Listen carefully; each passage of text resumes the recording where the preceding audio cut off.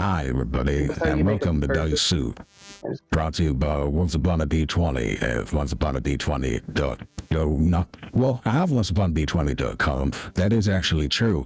I'm just doing nothing with it, but it's patreon.com/onceuponad20.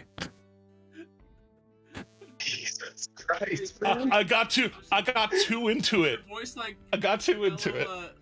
Little something in the back of your throat there. I feel like you just maybe like have to cough Well, or something there.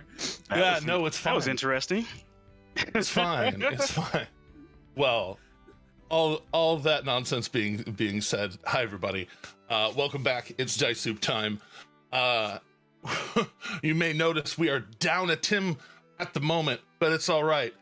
They're gonna be here soon. We're gonna get into it though, because last time we left off, there was a little bit of, excuse me. There was a little bit of the goings on, a lot of things going on. In fact, not the least of which being having discussions with a mage about kind of his life decisions. Yeah. And they seem to go pretty well, actually. At least to the point of deep emotional damage to him. Slayer apparently does not merely slay physically, he slays emotionally. And Yeah, I really and think he that's emotionally the problem.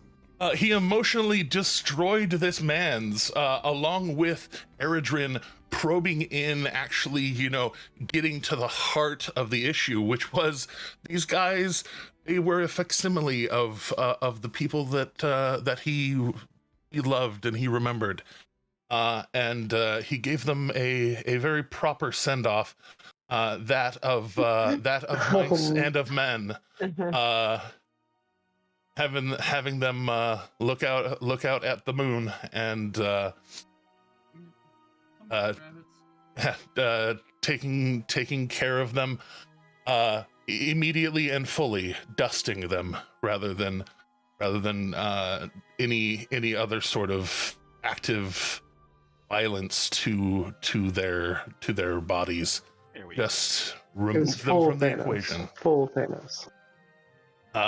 Rather than letting him escape with his emotions and being sad and left to stew, the group was able to persuade him to stay, persuade him to finger hearts to you too, bud.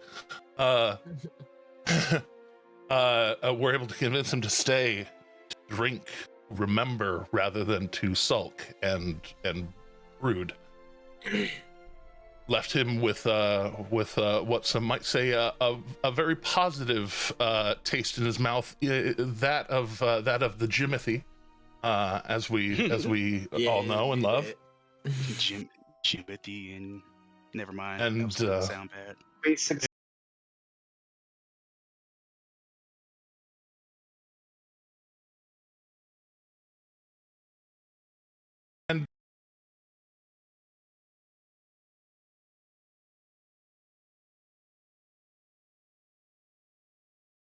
After you know, kind of hitting on everything with legs. I mean, slightly, maybe, a little bit. It's fine. It's fine. This isn't a judgment. You know, you're not an unreasonable whore. You're a very reasonable slut. There is a difference. Of course, of course. You're an ethical slut. Yes. One as one must be from time to time. Like, it's fine. I reported all my taxes and everything. Yeah, I'll say he was a big, handsome wrestler man. What are you supposed to do? Speak of the Tim, and he shall appear. We have you back. Found a Tim. Yeah, look, it's a Tim. He's made of coin and amazing. Hey, Jeremy, can I keep it? Can I keep it? I found it. Can I keep it? I mean, Are you gonna feed it, walk it, change it? No, I promise I'll do all of that. I'll feed the Tim. I'll walk the Tim. I promise. There are some who call me Tim. Justice. All right, so, but Luca was able to keep the festivity going rather than everybody leaving sad. Eredrin got his. Everybody else was able to feel the effects of a level up in the following long rest. Yeah. Now Doomarin. And I woke up being an expert in athletics. Well, you had to work for that expertise in athletics there, bud. I know. It had to do some work. It happens. So.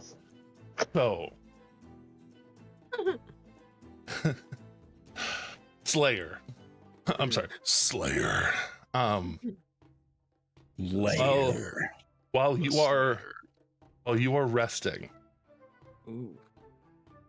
you do have that moment once again in your mind, in your dreams, where you kind of going into the dream, walking through a mist or maybe even a cloud. As you're walking, but you're not. It's solid as stone, but it's still mist. And it starts to clear as you walk into an area. It's almost like your brain is interpreting it. You see the training ground, kind of the outside of the keep from the previous day, but it's a little bit different. They're not. The people are less defined in your vision. Like any one of them could kind of be anybody. And they're training, they're working, they're trying to better themselves, and you can see it's working. They're all working together in their different respects. Kind of walking through, getting closer to different ones of them. They kind of define themselves out. Some of them hurling javelins, just like you. Some of them swinging big axes, big swords, just like you. Some in just weaponless brawling combat, as you too have done. You can tell that the idea of this is almost like the lead up after winter, as people are beginning to get ready for great and holy day, the day of challenging. All of these people seem eager, as people are, and you kind of remember a time before you traveled where this kind of thing was very regular for you to participate in, at very least yearly, if not, just living the life. Yeah. And you, as you're moving through, you actually kind of see one of the beings, their physicality shift.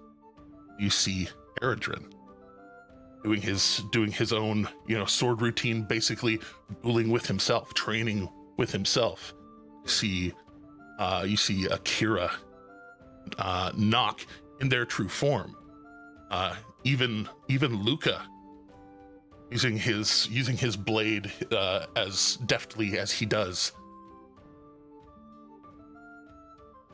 And Glorious. yeah, and amongst that, you kind of feel a whisper in your mind.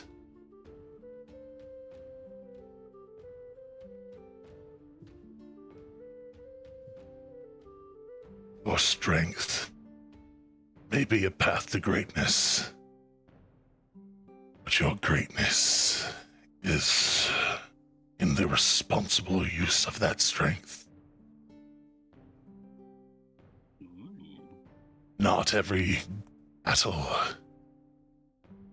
is with your body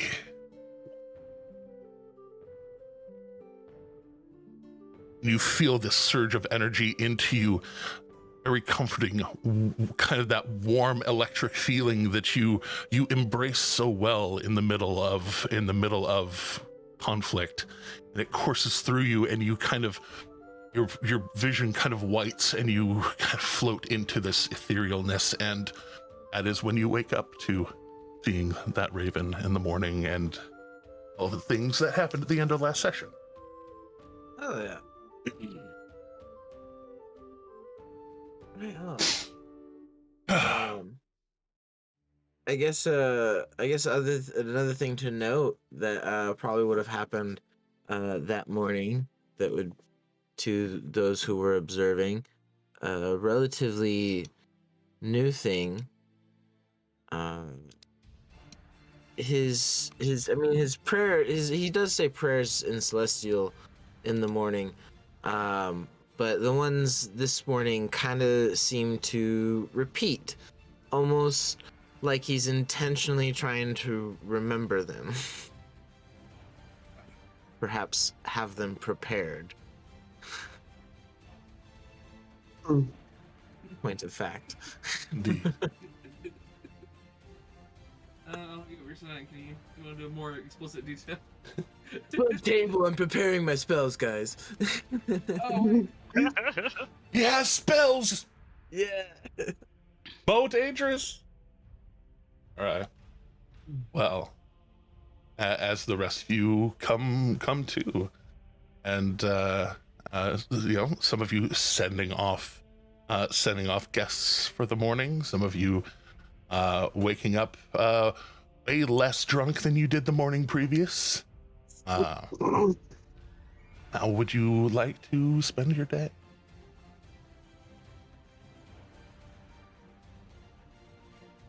I know that we're kind of reading supers. Sorry, got somebody that in the Twitch chat calling us supers. I love it.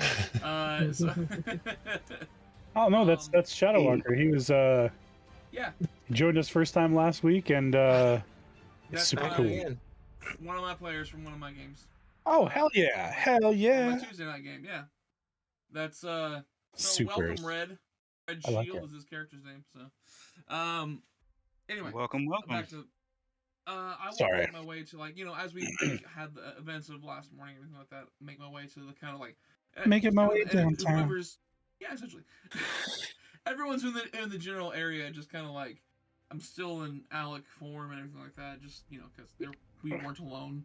There was a certain someone in the place, so I couldn't be my true self around y'all because somebody had a guest. I'm not gonna point any fingers. But, I mean, if you think about it, you're also a guest at the apartment right now, so. This ain't your house. Sorry. Breaker, the fear bulge, if you will. Oh Yes. Whoa. Yes. Whoa. First flip of the day.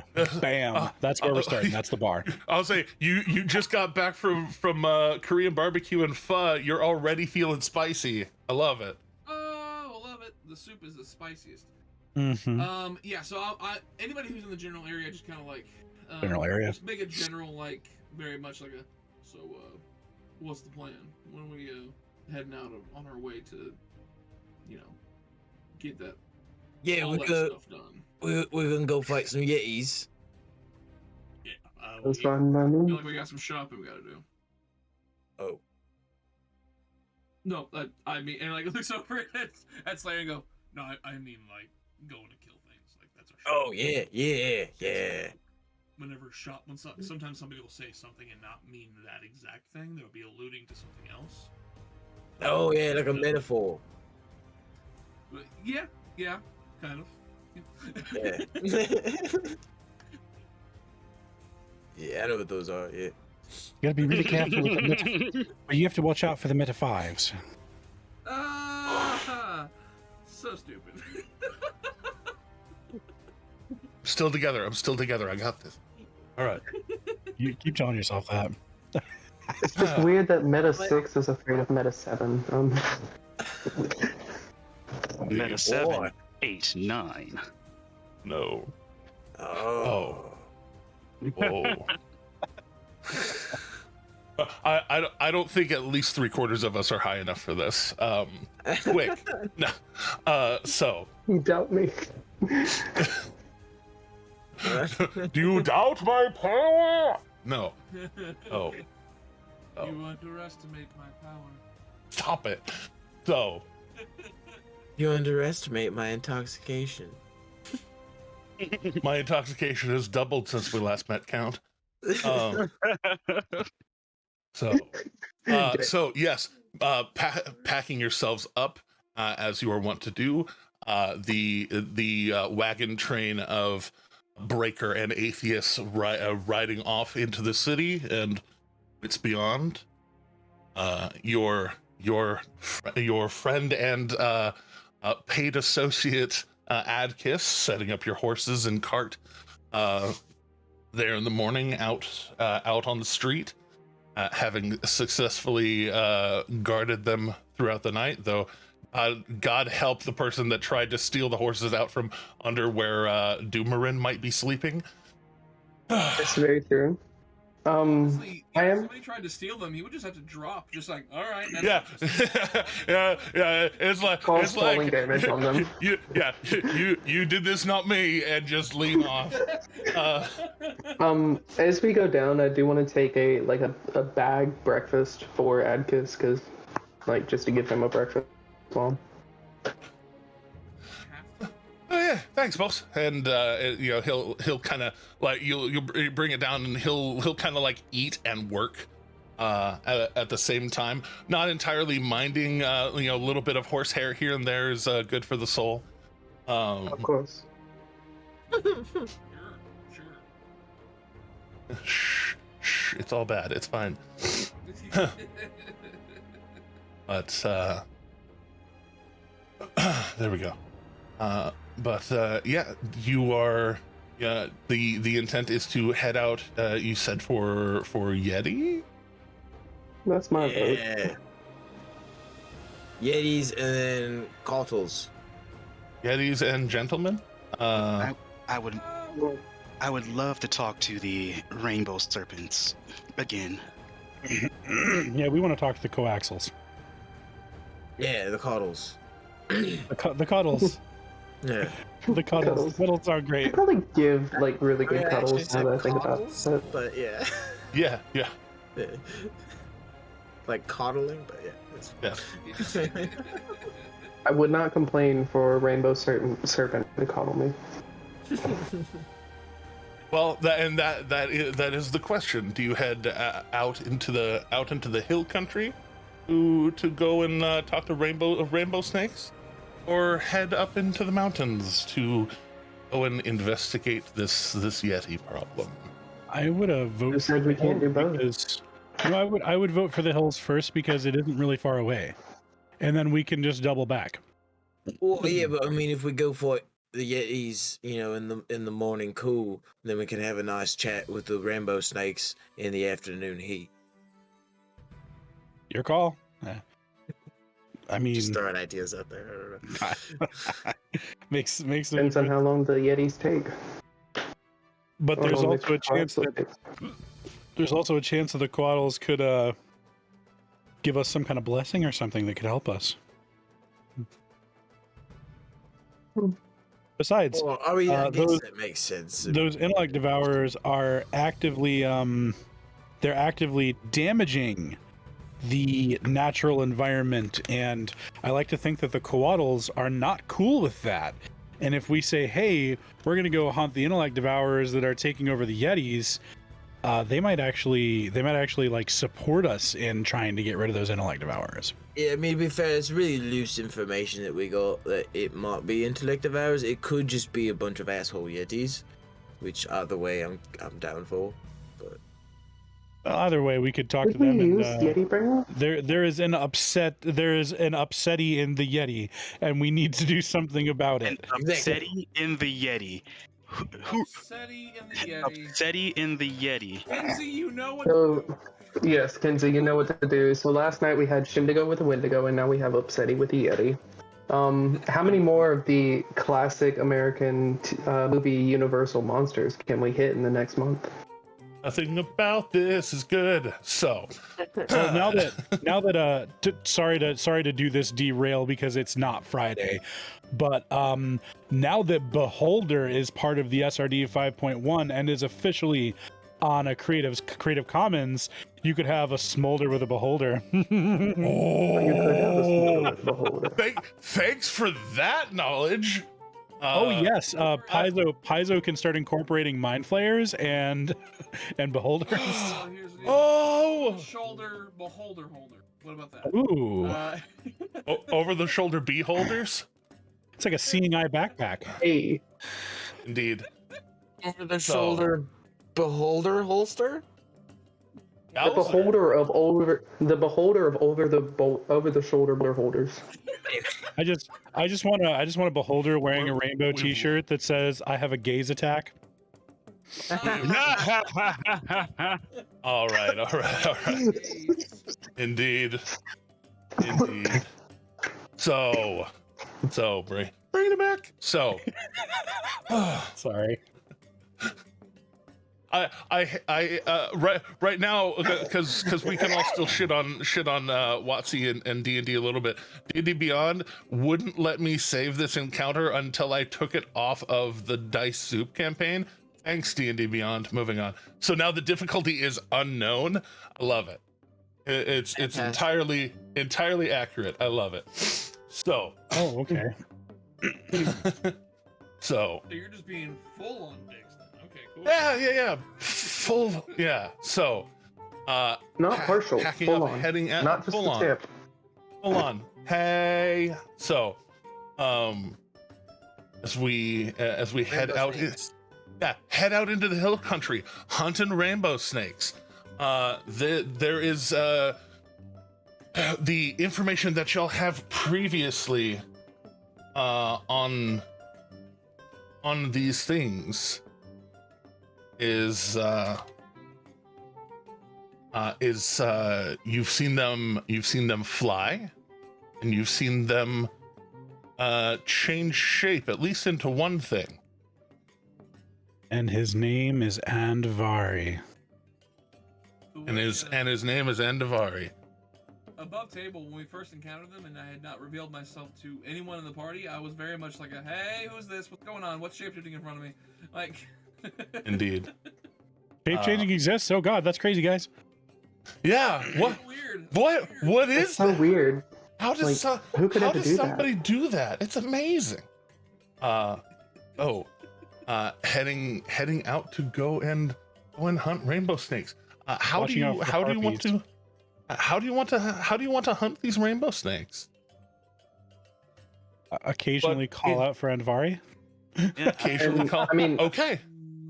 try to get near last known location, and then start calling out name, maybe tracking a little bit. Friendly rainbow do. snakes. We'd like to talk. I'll just continuously psychically reach out to see if I get a response. I will as well, honestly. And I'm just like constantly pouring them in my hand and like eating them, just like trying to summon the rainbow. So. Oh my god.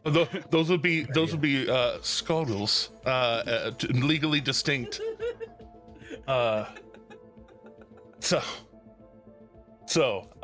Taste the rainbow snake. Held it. Yeah. So, y'all encountered them. Was it end of the first day or beginning of the second day? Middle of one of the days? It was session 2. It was first day. Okay, it was session 2 first. It was session 2 right after we left the gates, as I recall. Indeed. Yeah. A ways south.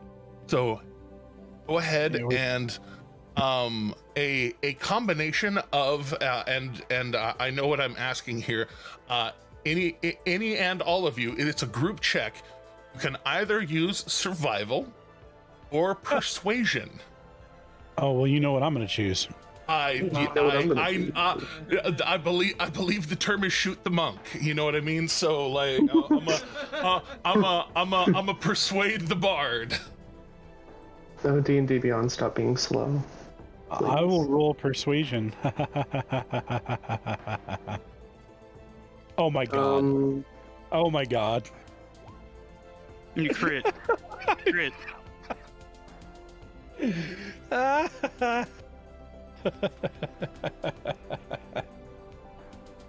Yeah, I did. No, that's, well, is that's that kind cop? Oh, Oh. yeah. that's kind of undeniable Well, All right, so in a way. Knock, go ahead and throw either survival or persuasion, your choice. Yeah, I apologize. It's loading right now, so it's being stupid. My computer. Hey, hashtag buy Bearded a new computer. And Bearded buy Ro some new internet. We just need to get like Ro a new place to live. Honestly. Hey, Hey, want to set up a GoFundMe? Anyone? hey.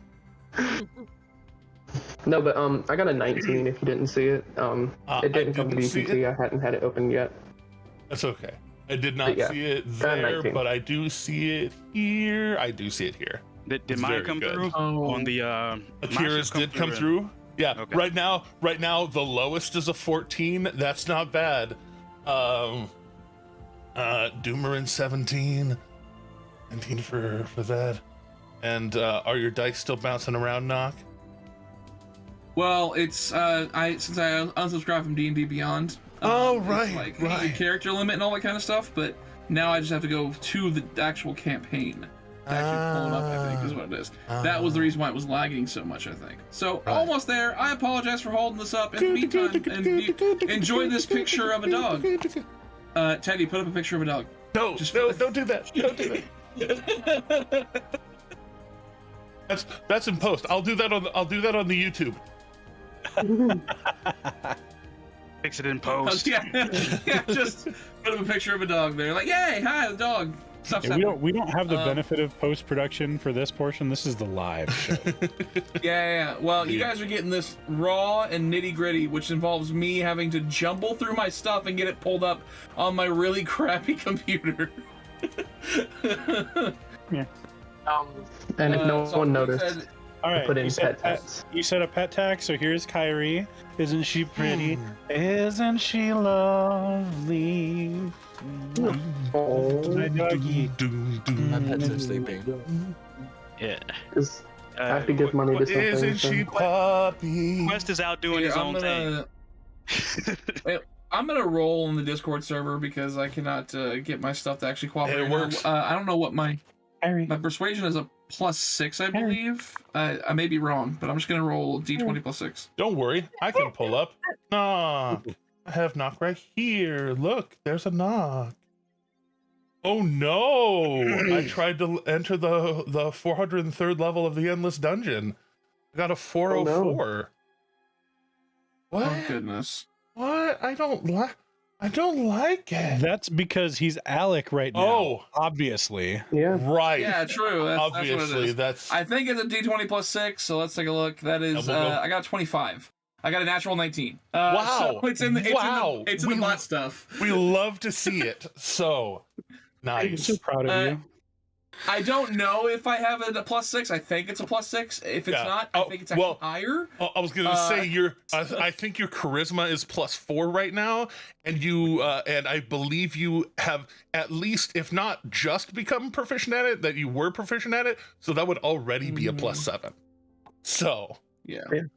So at the very least, it's 25. Yeah. yeah, there we are.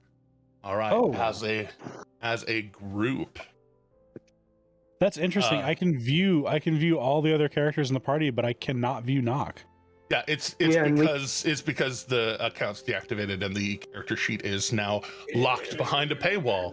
Assholes. No, Thanks, D&D I hate to Beyond. say that, but actually, I don't have a paid subscription to D&D Beyond, and I'm still allowed to be here. So Oh, even if you yeah. can't do a subscription, I'll say, so troubleshooting live. Beardy, you had more than 6 characters, and Yes. Knock was above that. That's why, because it's up in the Well, above yeah, 6. you're right, and But- he totally said that. I'm sorry, I missed it. No, earlier. you're Actually- fine. But like, just to explain it to like anybody else who might be listening, like that's the whole D&D Beyond thing. Like, it has it has some good parts to the whole like free versus paid part, but like the whole like protesting and not paying anymore thing, it does come with some really shitty caveats. But That's that not the might be reason it's why done, though. that might be why we're gonna rebuild That's you rebuild you all in Roll20 just to make sure that we don't have that problem anymore, fuckers. Sorry. But can I quickly say, actually, Luca and Nox characters have both been privatized since the beginning of the campaign because I've never been able to look at either of them. So, I believe you may be experiencing it because of the paywall, but I could just have Luca Lucas and set to Nox. private. Yeah, Okay. both Yeah, you Luca might and have to Nox do are that. set to private. That's okay. That's okay. But Yeah, Lucas just set to private. That's all. I just wanted to clarify. but I'm the GM and I can don't- see everything. I can No, see no, everything. I don't need anybody but RJH looking at the tricks up Lucas' sleeve. Don't worry. They can't see they can't see anything in description or notes. no, Even if they that's- can see your, but yeah, your okay. other tricks too. Yeah. But so I actually you do- don't mind. Just I know. sorry. So heading out into the hill country, the Groom Galerian hill country. You'll kind of travel along the road and then kind of realize how rare it was to see them, to see much less two one of these things, out was pretty rare, and so you kind of go to where you kind of remember it being, and especially with Eredrin. Eredrin's very sharp mind for that. Kind of takes y'all to around the place where y'all encountered them before, and then Dumarin and Akira kind of starting the search out beyond the road. Kind of thinking between the smoothing out of the countryside off to the right and the more hilly country, the easier to hide in hill country off to the left. Obviously, these are creatures that would not entirely want to just be out in the open all the time. Start heading into the hills. As you do, Luca and Alec start calling out and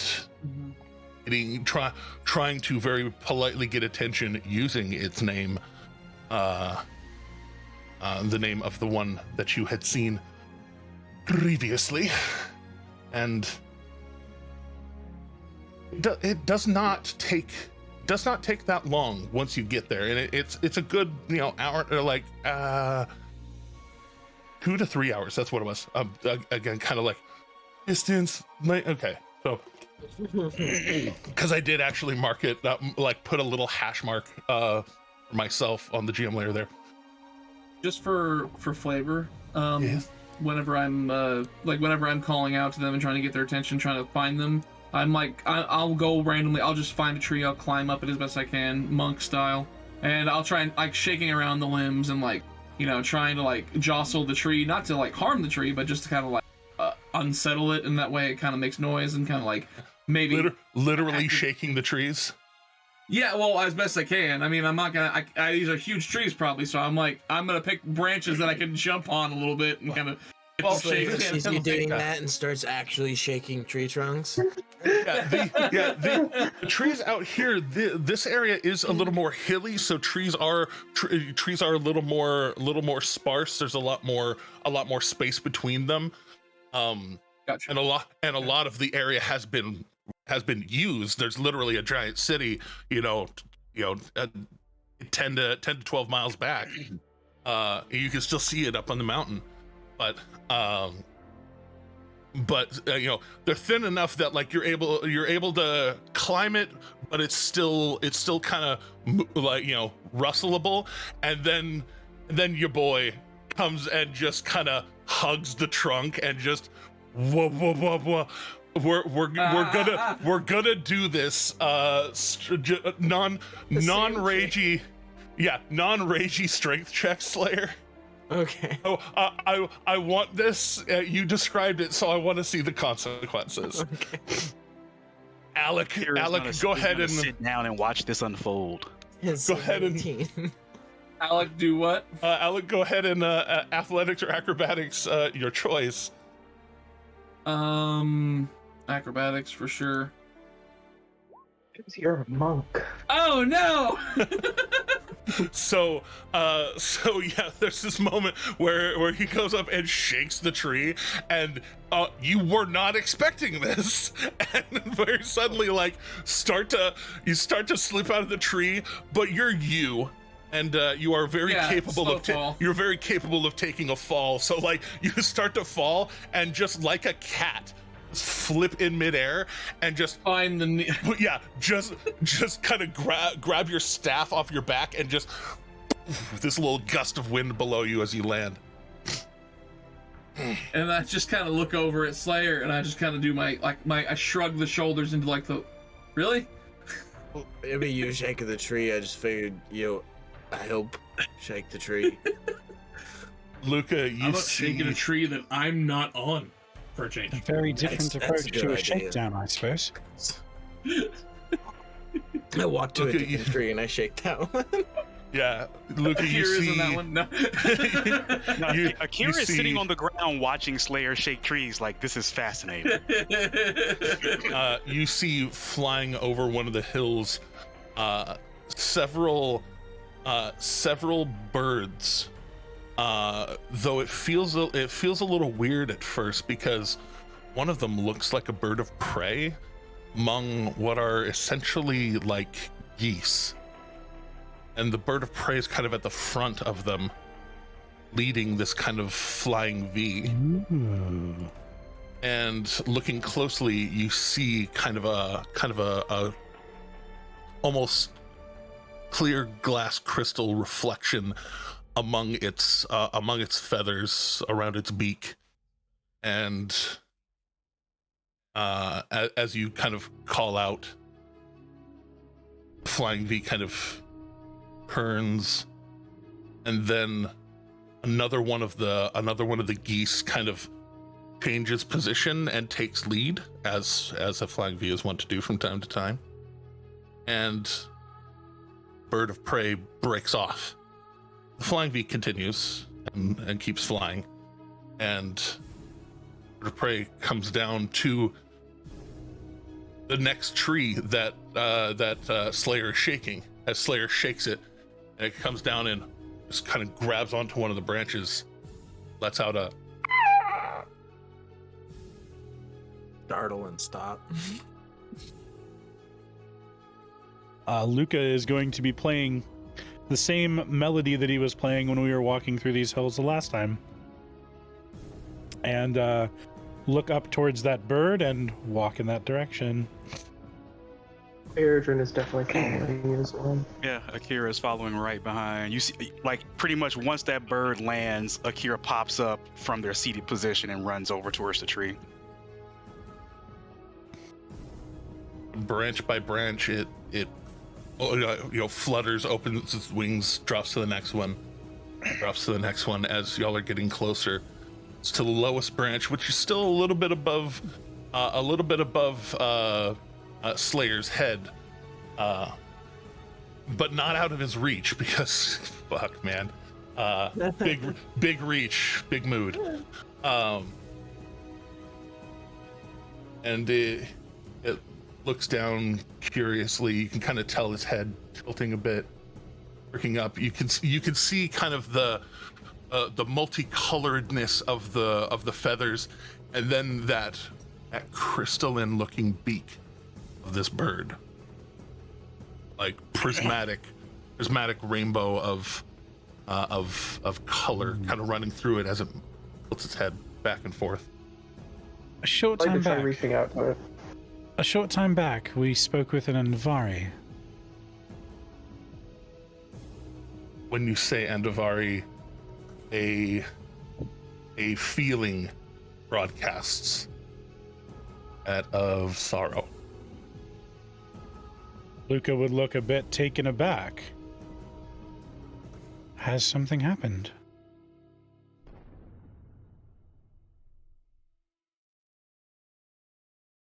It kind of brings its head back and forth. Andvari spoke to us as friends.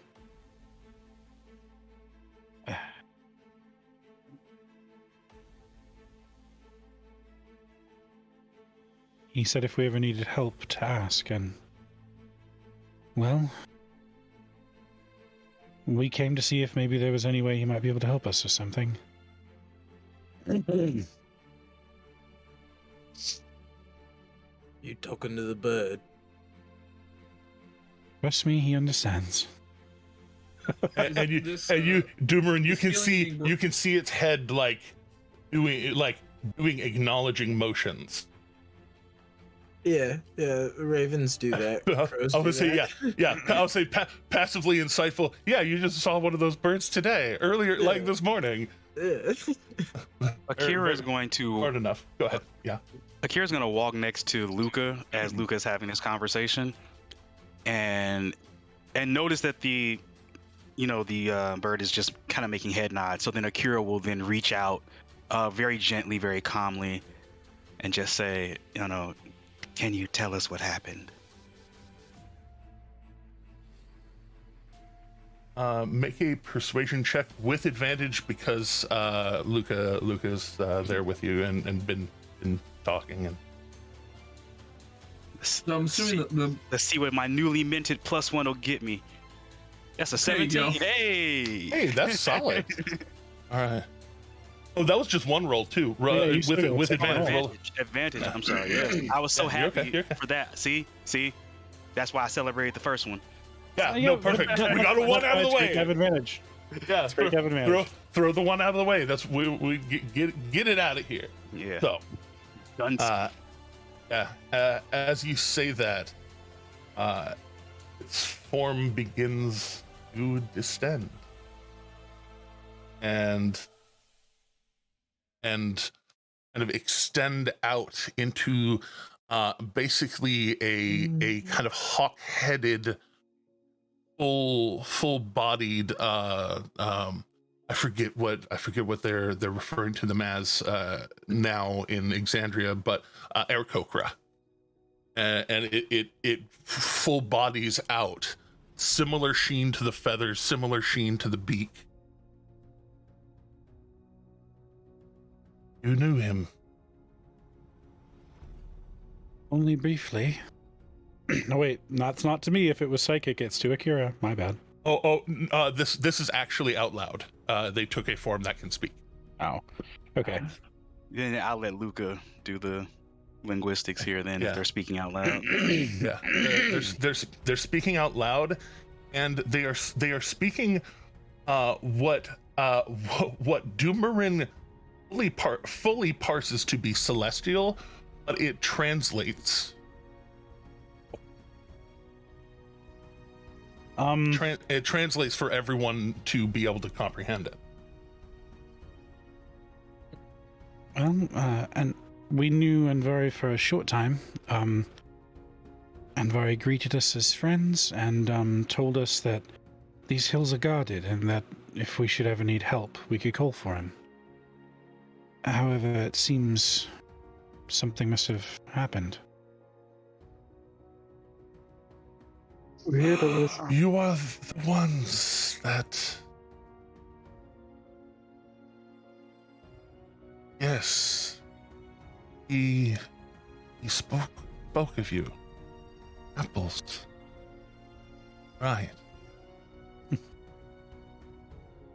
That was a good day.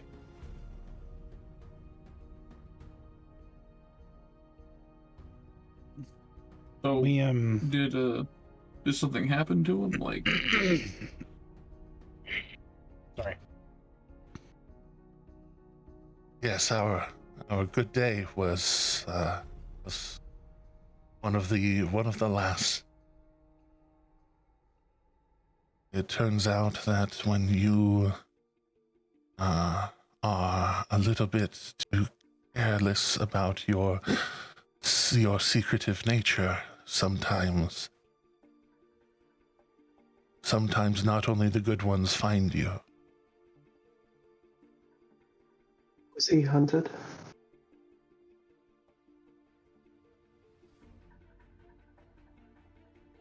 There's just a very quiet nod. Do you know where the hunters went?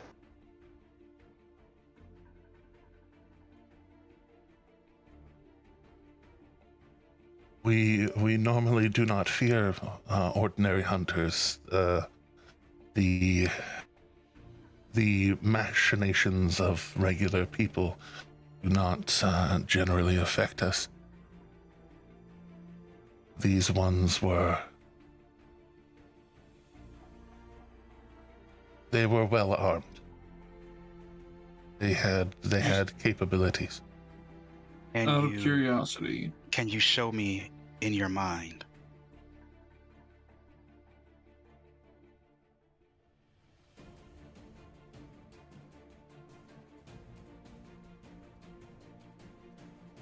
They stop for a second and begin to focus on you. And when they do, there's a look of when it broadcasts you feel the emotion as well, because it's a full memory that they're broadcasting to you. Mm-hmm. And it's that fear of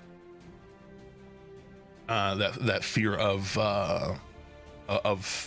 death.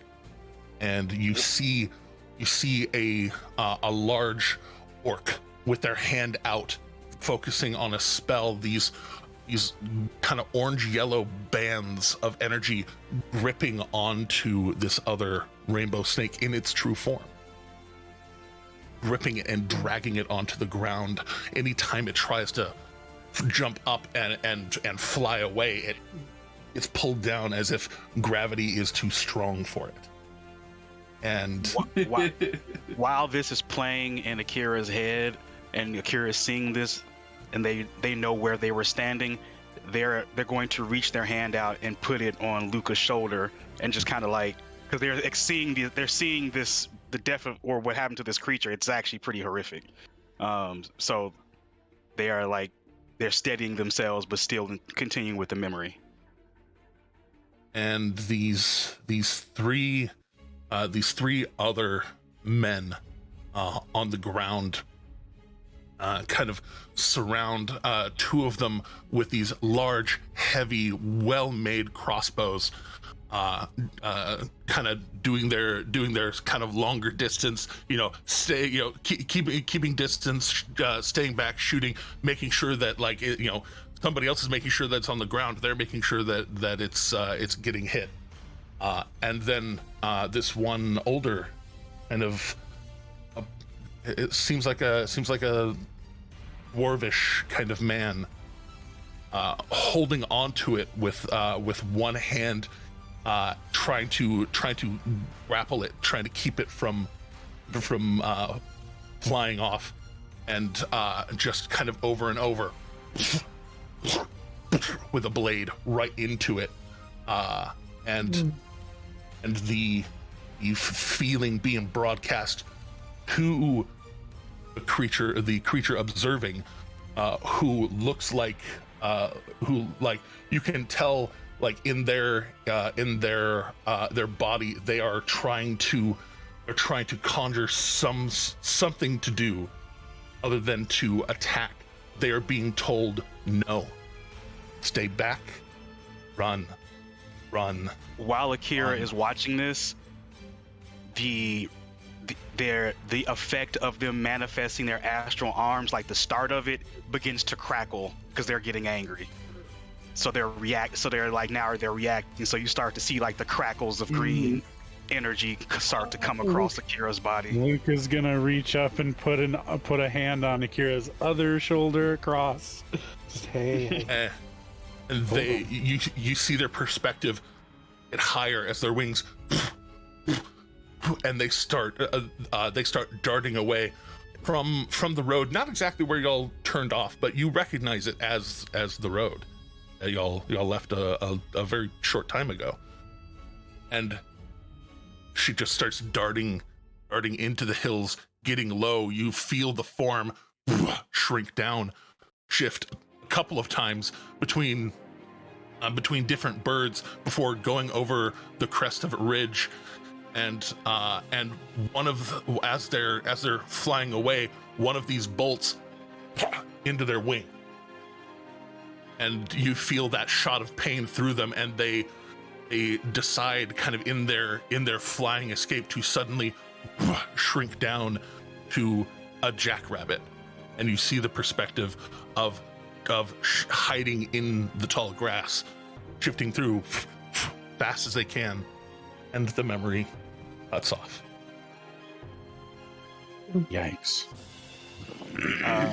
Akira will break the connection, steady themselves, take a few deep breaths, relay everything that you just said to the party, and you just see a single solitary tear come down their face, because what they saw was just that's terrible.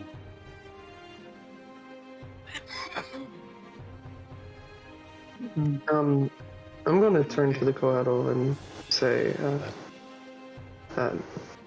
have you healed? Are you still injured? And their wing comes up, and at very least in this form, looks fully whole, and comes down. And one of the blessings of our form, our creation, is that of healing. I am restored.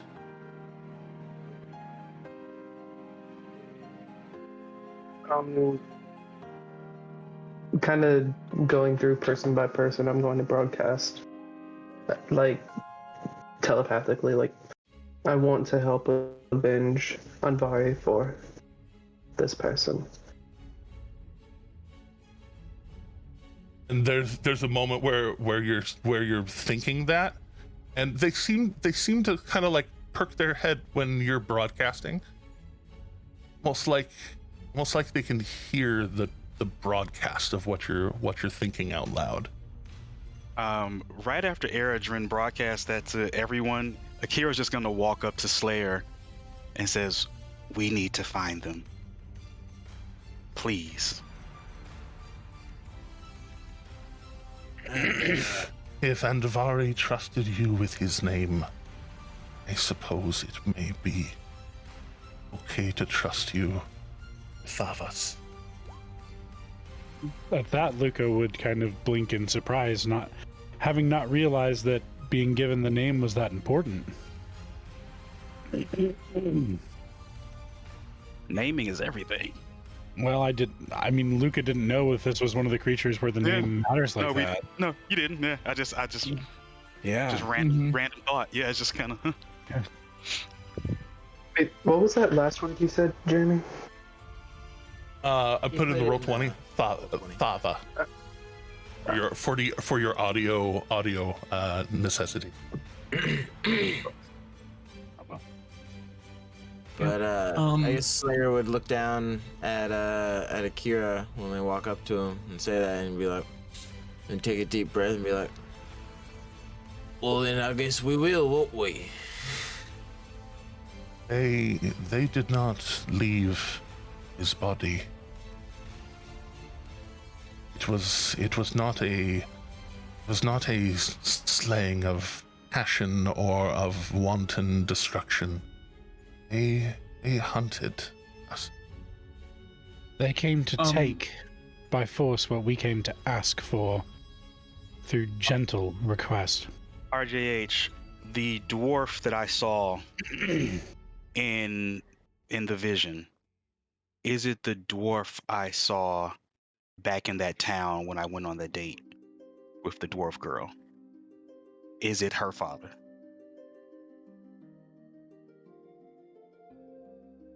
Yeah. I walk right up to Nock then, because I know that that's who's hunting him, and I tell him who did this. I tell everybody, but I specifically I make sure to walk up to Nock and tell him that who this is. So that was, and I'm trying to make sure I have everything mapped out because it's been a minute since we've been there. But like, the girl you went on a date with, her father is part of the Sons, right? Is that what it is? Her father is she's the daughter of the guy that is directly looking for you. Gotcha. That's what I thought. Yes. Yep. Okay. That's The where Colonel names are something. and stuff. Yeah. More specifically, let me see here. And it was. I'm trying to find the name. I got it right here in front of me. It's coming. Give me a second. Wait, that. Where's the name?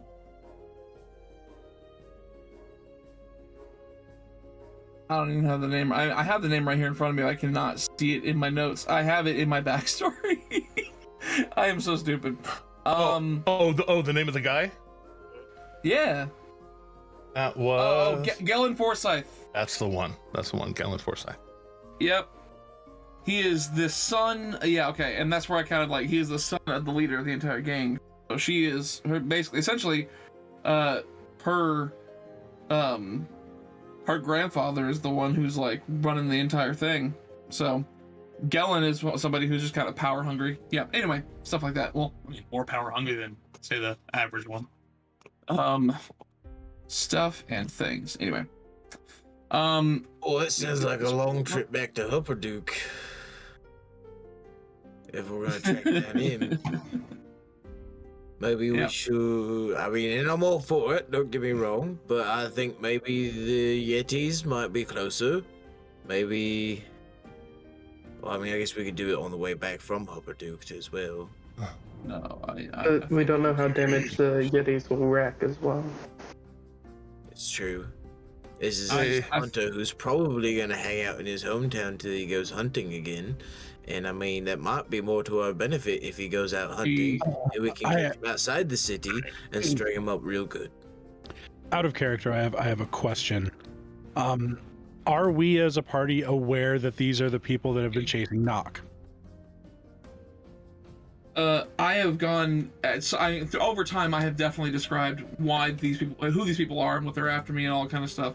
Yeah, he described that while y'all were going down the road out here.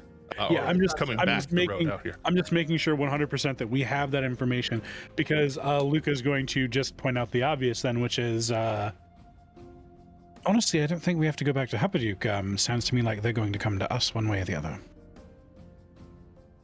They did not go back to the west. Which way did they go then? How long ago was this? Can you show me where all this went down? I could maybe track them better from there. So many questions. I mean, how long ago did this happen? Like, was this recent? Well, I think I can maybe answer that if we could just get to the scene of this. I think the Coatl could easily answer that in like a half a second on the way there. Perhaps both. And kind of settling in and tucking their wings as they grab onto the branch and lower themselves down next to Slayer, kind of gesturing, not wanting to perhaps fly at this moment and broadcast themselves. Starts walking a little further west, and as they lead. What, Sean? Oh, Sean. Okay. Yep. Come back. There he is. Hey, come back. Okay. So, as they continue to walk west, bringing you towards an area that does look disturbed. In the grass, very much like a a battle had occurred. You recognize a scene in Grass where people have just been fucking like going around and fighting and knocking shit over. The grass has not yet corrected itself entirely, and while describing it, it was, and you can tell like she has to think about it for a second. Time is odd when you are a creature who does not suffer from it. It was not maybe 2 days ago.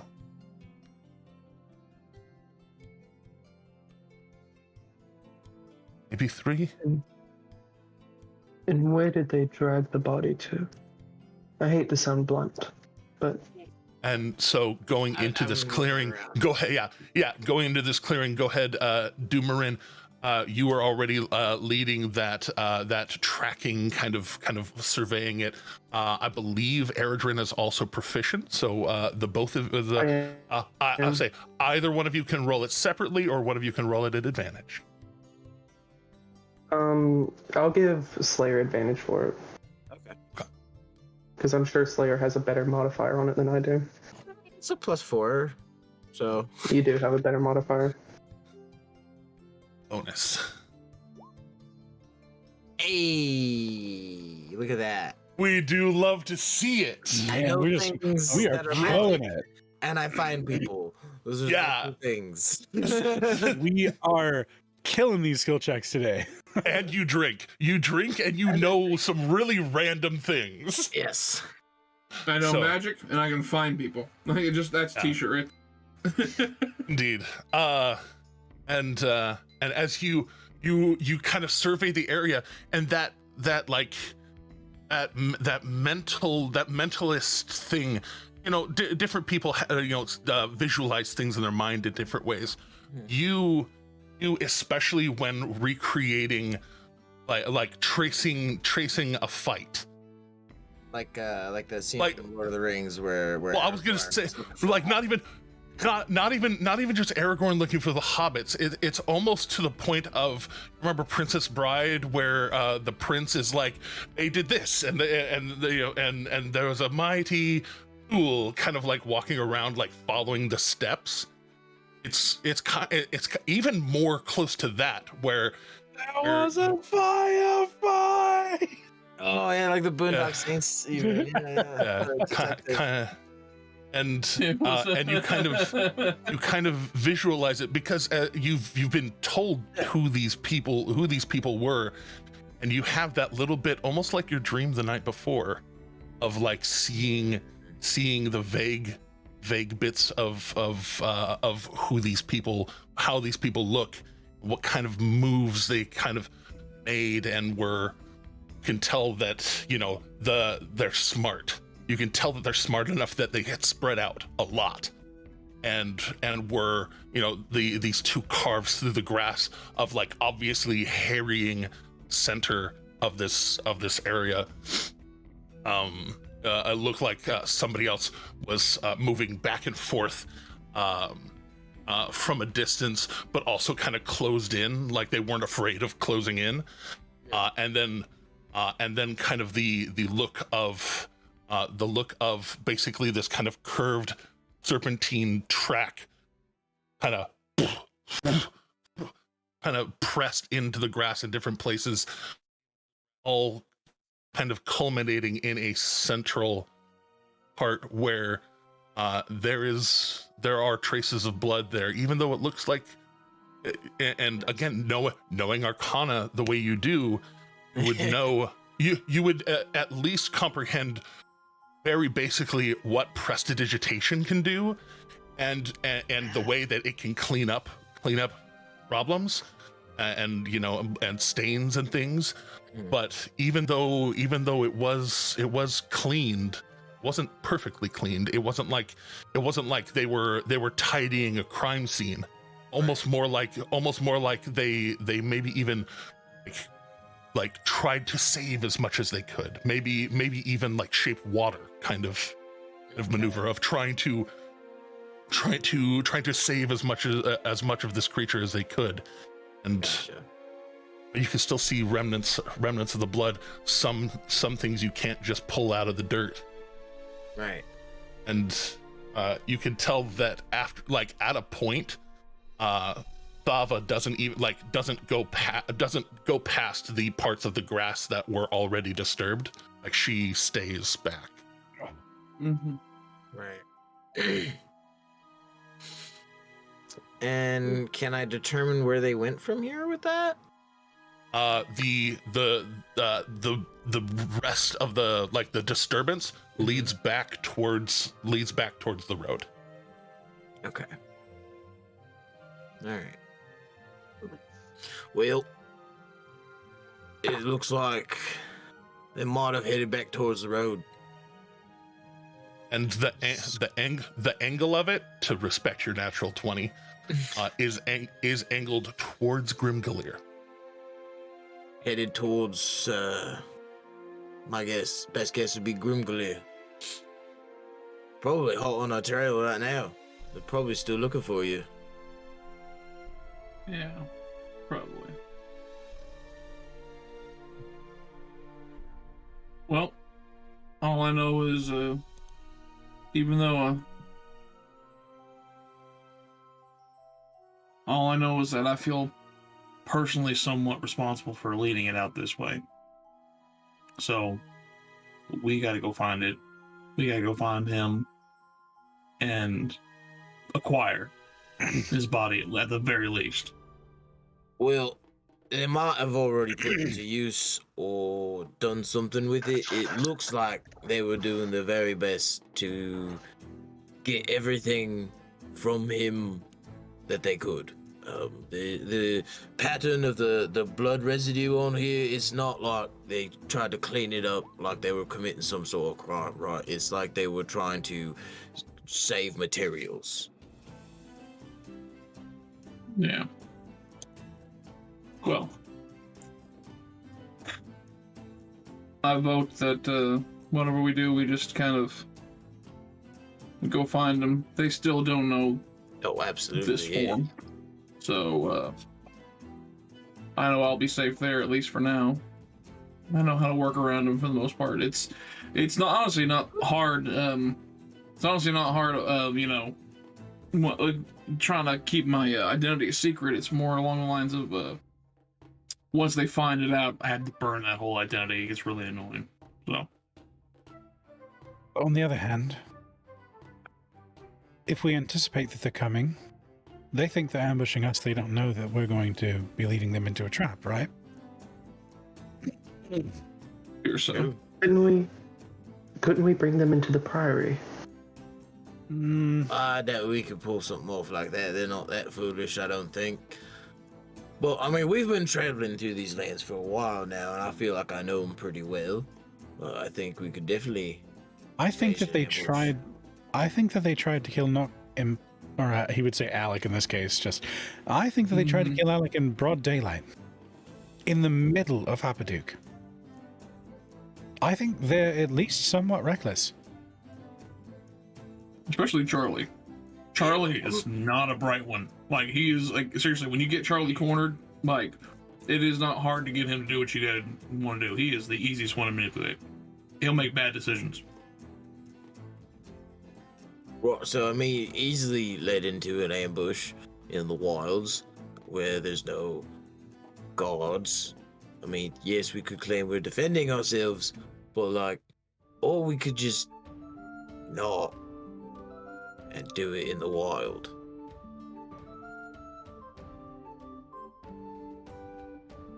Well, I brought up them attacking in broad daylight as an example of if we can lead them to us, they will try to attack.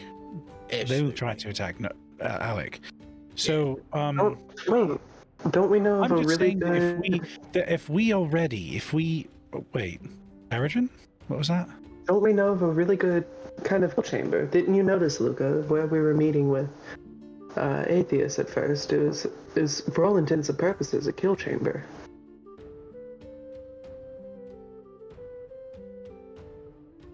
If you could talk to your half-elf friend, the courtyard. Yeah, the Oh, courtyard. I'm not going to try that. I'd rather. I agree with Slayer. I think where no one else can get involved, because if there's one thing I have learned about Alec, it's that he doesn't want anyone else getting hurt because of this. Yeah, that too. But they killed Anvari, and we didn't know Anvari for very long, but he was genuinely good and genuinely nice to us, and it speaks to their character that they would do something like this. It's a So, majestic creature. You don't do that. I feel pretty fucking comfortable with luring them out into the wilderness and making sure that they never go home. And I don't say that lightly.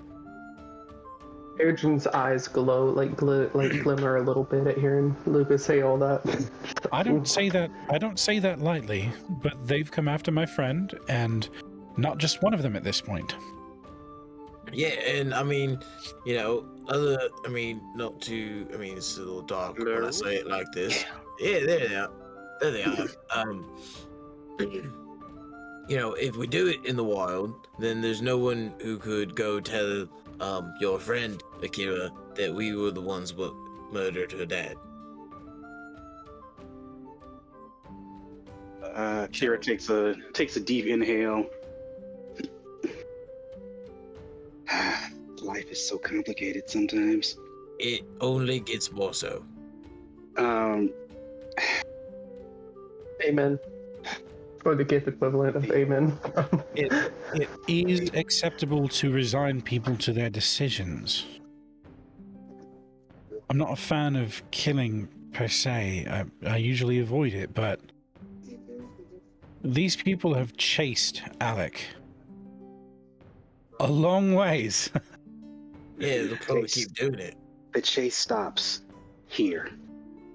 This is it. Once we find them, the chase is over. I'm not. So sure Are you about that, comfortable? guys. Are you comfortable with that, Akira?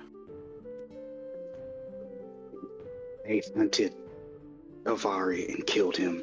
They're hunting a friend. These people, something has to be done. Mm-hmm. If we just knock them out or break an arm or whatever, they'll just keep hunting him. They need to know he's safe. They need to know he's protected. And they need to know that anyone who crosses him crosses all of us. Now, I want to make sure that everything is explicitly stated here. That this person coming after me is not just some random grunt. He's not someone that is in the ranks somewhere. And I'm not sure if I've gone into explicit details to who he is. This is the son of the commander of the entire regime, essentially. The sons are always seeking power, and this one coming after us, Forsyth, his father is the one who leads the whole gang. If we at all in any way string him up and he doesn't come home, that may spell even worse disaster, honestly. Before the triggers kicked in. Would the people above him know that it was you? Before that kicked in. Smart. Well, I don't know if the people above him will know that it was me per se, but he also has made it very clear and very he has not hidden his intentions at all about how he feels about me after what I did.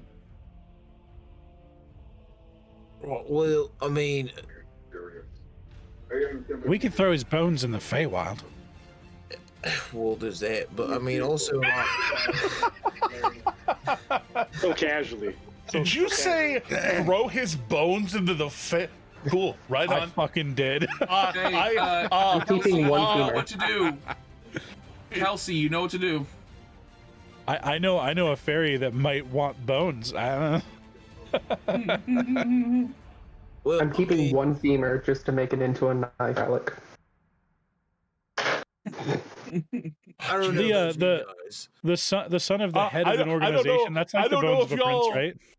I don't know if and when y'all will settle on a name, but the Bone Collectors or the Bone Daddies, we're starting to head that direction. No, not Bone Daddies. We will not be the Bone Daddies. No. No. Hard veto from the independent gentleman from Illinois. We will not be the Bone Daddies. No. Oh shit! I didn't see the hydration check. I don't know about you, but I'm not particularly used to being the hunted. I usually do the hunting. So, I mean, I'm all for hunting all of these sons of Boxels down. I mean, I can tell you being the hunted is not something you're ever really used to. And at this point, I'm going to step way out of your shot of everyone for a minute, and I'm going to mentally cast to Fava. I'll be back in just a second. And she just nods. What are you gonna do? I'm pulling out my sending stone that goes to Eltaheim. Okay. Hey, yeah, it's a new day.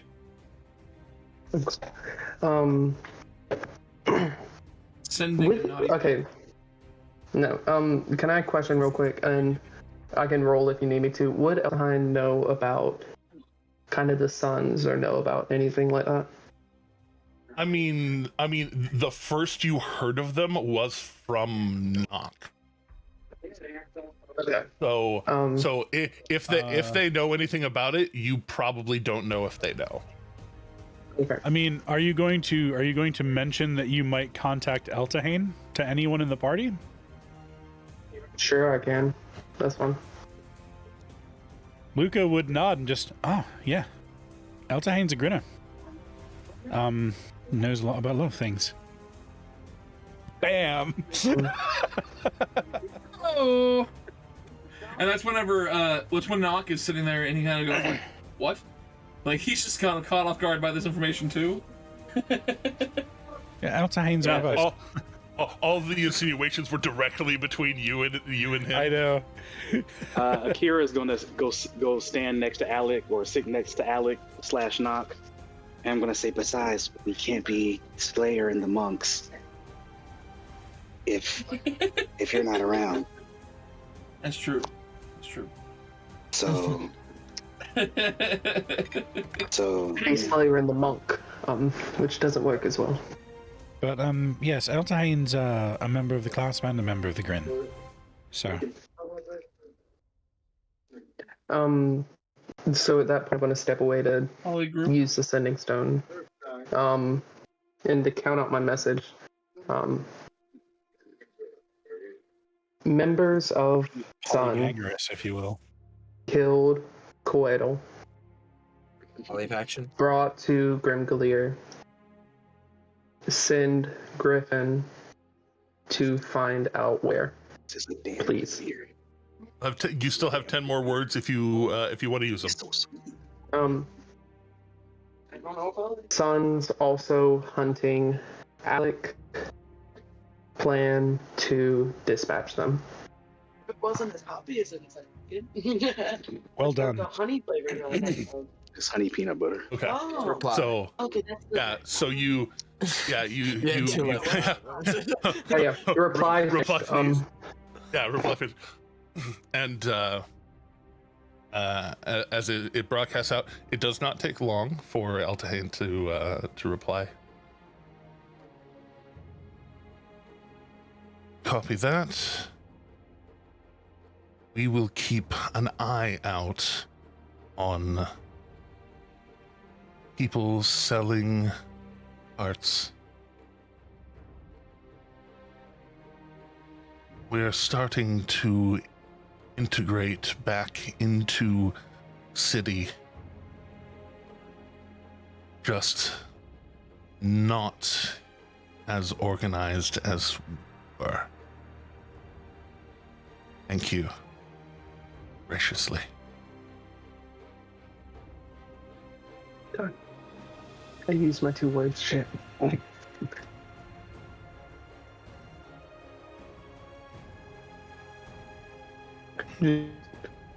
Just general like podcasting at this point, or broadcasting. Sorry, just like to no one in particular, but just like thank you.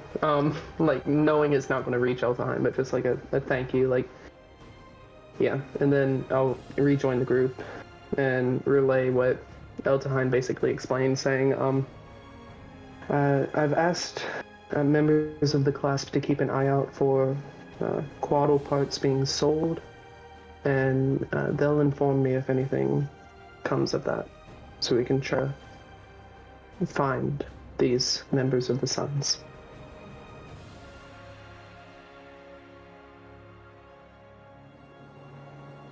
You really can track them. I would take it very much as a personal favor to know that my mate's murderers were brought to justice. I have quite a number of things I can give. Healing, especially. I heal things from all sorts of problems, wounds, and even some of the greater afflictions. True harm to their. She kind of trails off, and I can. There's this moment where she kind of stares off, and like a sudden realization. I can only try it once. I can only try it once every sunrise. But I can try to find them. I can try to look at one of them and see if I can find them. That would be super useful. Yeah. Can you do anything that might like protect our brains from getting eaten?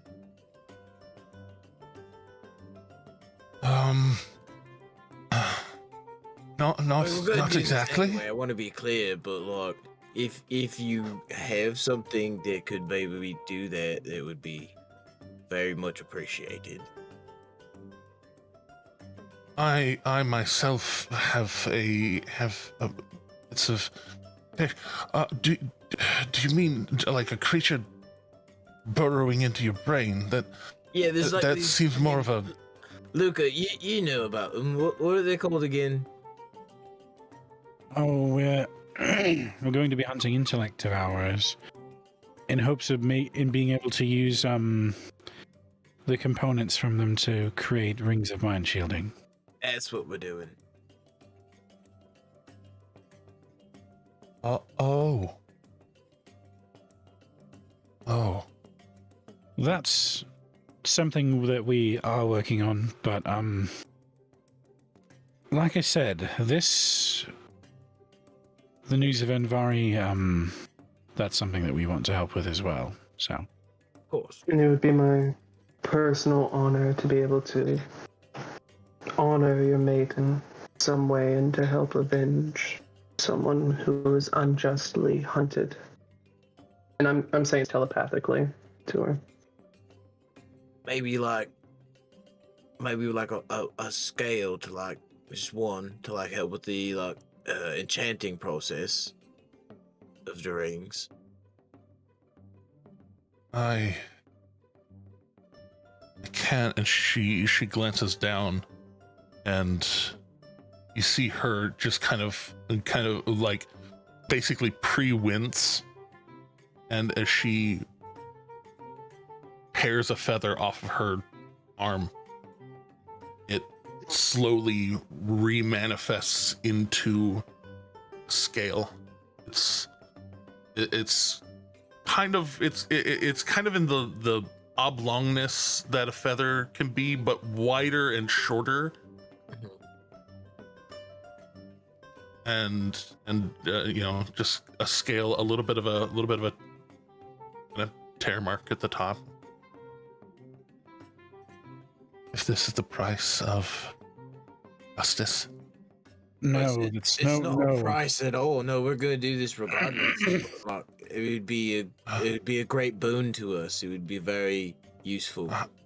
I would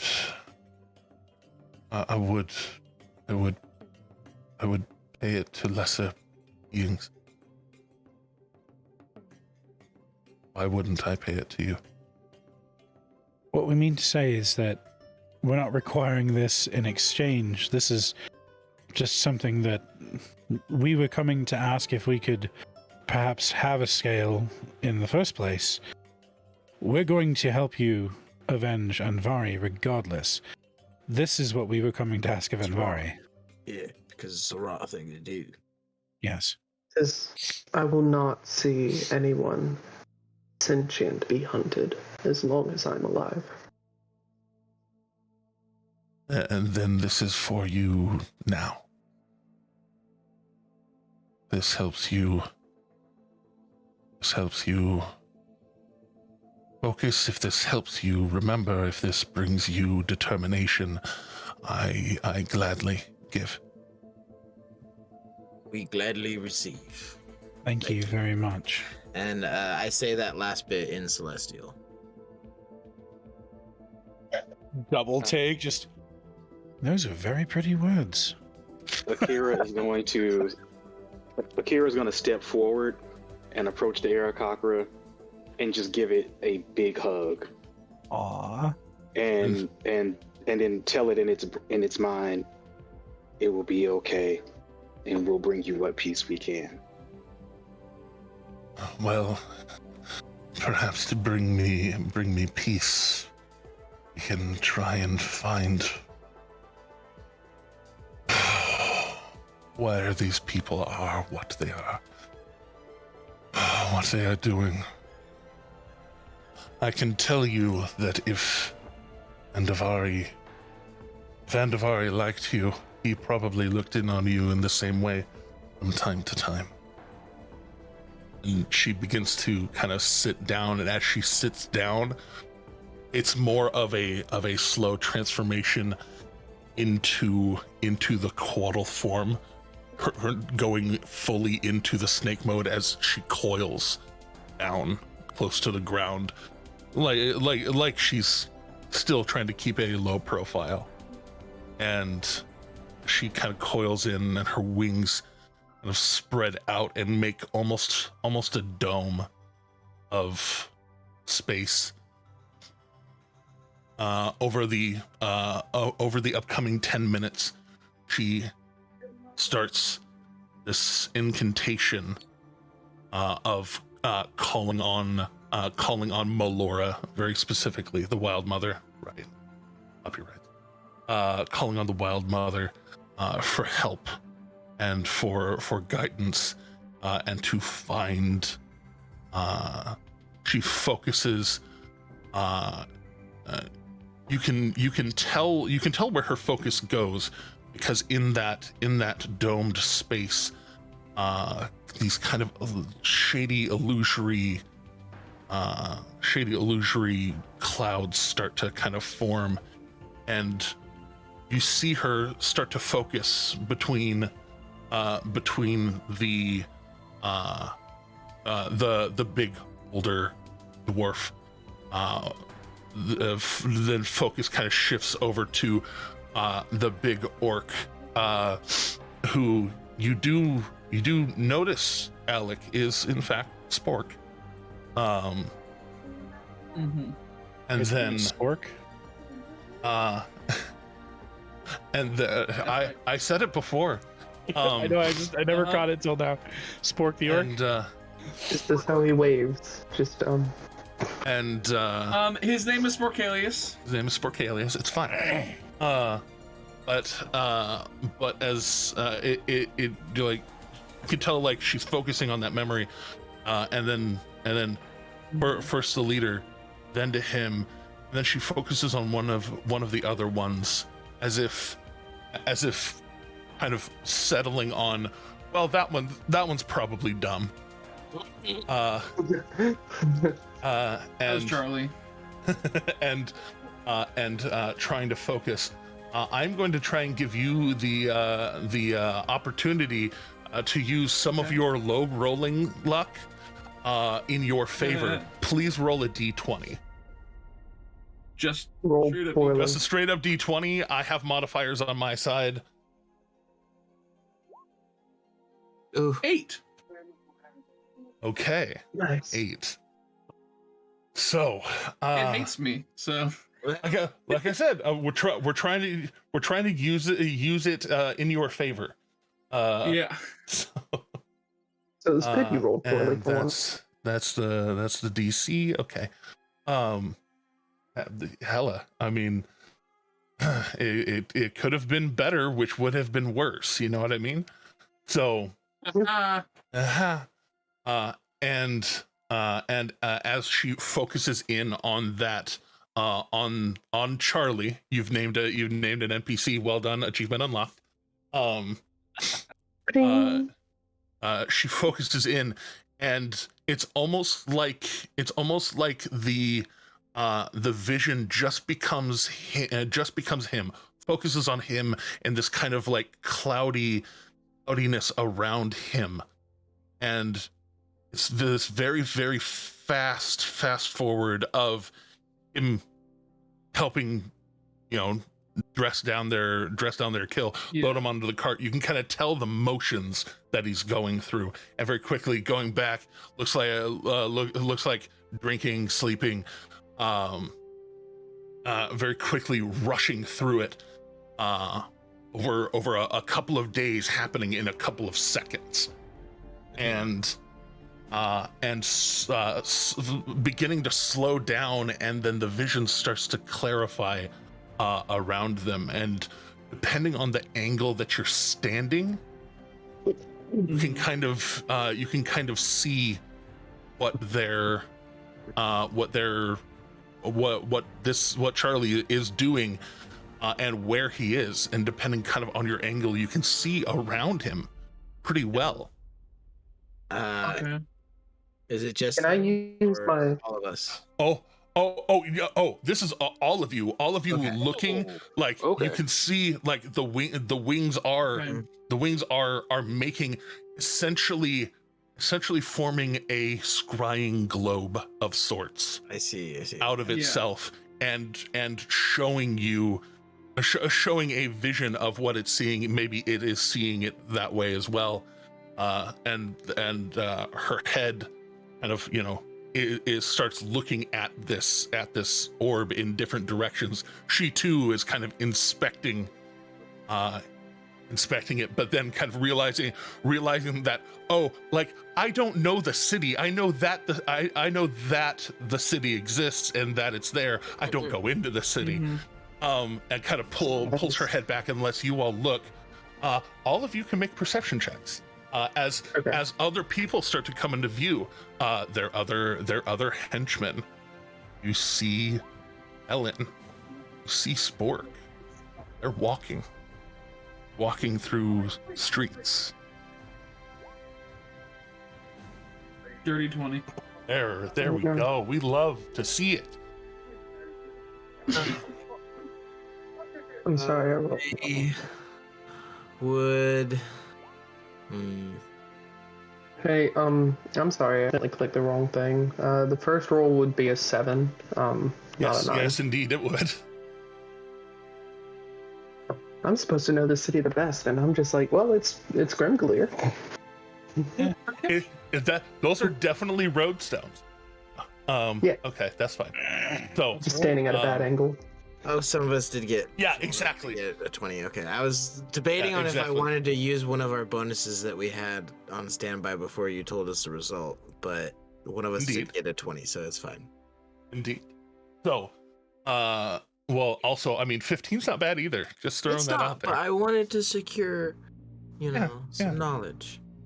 Victory. So, so actually, securing some knowledge, you do in fact do as a group. Eredrin at a little bit of a bad angle, Luca a little bit of a bad angle, but Akira, Slayer and the monks. Slayer and the monks. Luca, is it just me, or does this angle just look up this man's nose? No, it is from above. You're kind of looking at his bald spot. I can't get over his horrible sense of fashion. I'm sorry, it's glaring. Like it is it's a little. so bad. It is a little bit jarring. And that's coming from me. He has bad fashion. And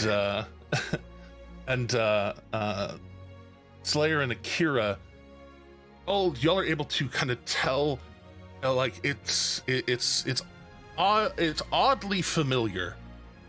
Where like one of the streets that they're walking on, and it's kind of a side street. And then knock it hits you like a brick, because you suddenly recognize a very specific part of the scenery. A gutter grate. That's very great. That you lost somebody on. Very, very early on in this adventure, and you like you have that moment of mother. Yeah, that moment of motherfucker, and you and Doomerin and Akira all see the Silverfisher Forge come into view, and Knock, you see Charlie kind of pulling out several of these scales as that you were just given, and they are walking towards the Silverfisher Forge very, very casually.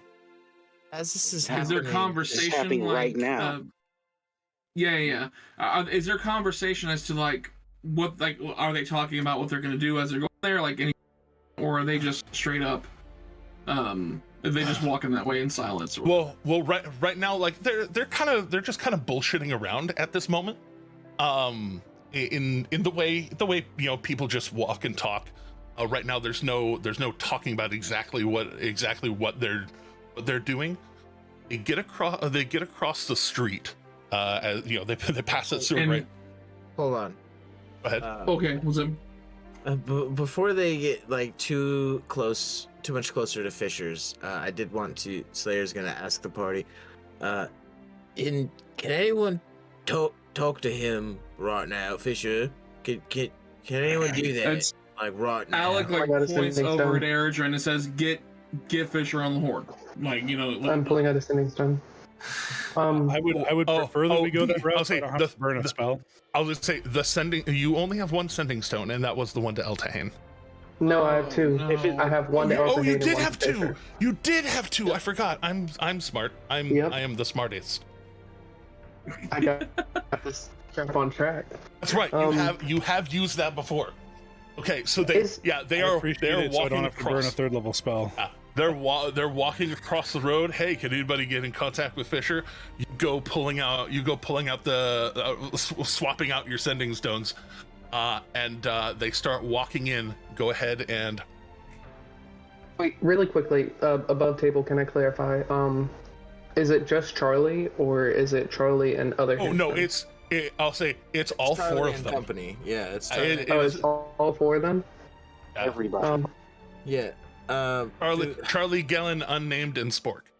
Above table, also real quick. Do we want to tell Fisher to tell them to go outside of the city for something?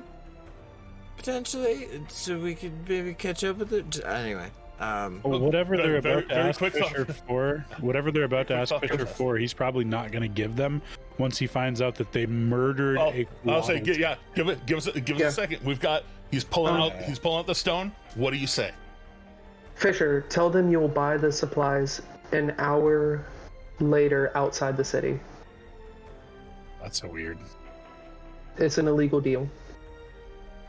I mean, sketchy And- deal. Maybe not illegal, Yeah. but like. Sketchy deal. And as the orb follows, kind of like it looks like it hits the wall or the overhang above the guy, Door? Oh. and then at Fisher's door, and then kind of pushes under it, almost like this is a real physical object that appears in space above him. And it has to kind of like it lags a little bit behind and then under it, and you actually see in the vision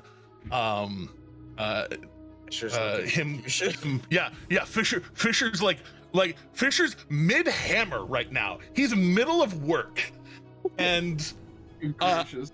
and like he's like frozen mid-swing, and he's looking up kind of towards the wall, kind of towards Toolbox, and there's that moment of like you see his visible confusion, and you hear both out loud the thing and through your talkie-walkie the moment of what the fuck are you on about? And he turns and he sees this cadre of people walking in.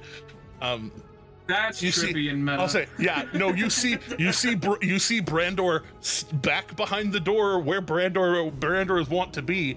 Weapon, like kind of like he's sitting on a stool now, and it's across his lap, and people walking in much more slowly than y'all had previously. He doesn't just whip it up to point, but basically you can tell that he's like sitting there as a guard.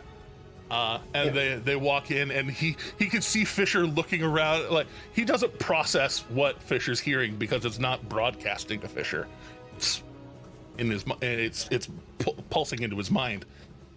And you hear it in surround sound that, oh,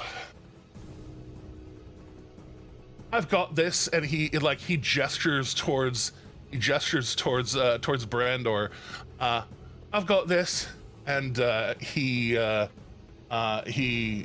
of grumbles to himself, whatever this is, kid, you got it. And you see him kind of step forward, and he kind of puts on his salesman face, and there's the kind of exchange between them that is y'all can tell how awkward it is for him, because he's used to actually selling. He's not entirely used to lying through his teeth, but we're about to find out, and we're gonna have different ones of y'all roll together for us. One of y'all, you're gonna want to roll high. One of you is gonna want to roll low. I am not going to tell you which one you're rolling for, but oh, no. To give you a clue though, Doomerin, if you could roll a d20, and Luca, can you roll a d20? Oh no. Yes, I can. It would be my honor to ruin everything. Also, boo. Oh no. Yay! And also, no, depending on which one I am. I don't know. Indeed. Right. Not 20s. Indeed. I'm gonna go ahead and All say boo because we both rolled pretty high, which means that y'all something's bad. Well, here's Both. hoping Fisher or Indeed. Doomer enrolled for Fisher. Indeed. Fingers crossed. Yeah, you did actually. So, Oh, sick. Okay. Yeah. Okay. So, I say he's not used to lying. Oops, I forgot that's part of salesmanship, and that was actually one of the things he spec'd. Persuasion and deception. Just because he's Persuasion not and a salesman deception. doesn't mean Yeah. that he's not capable. Not also a salesman. You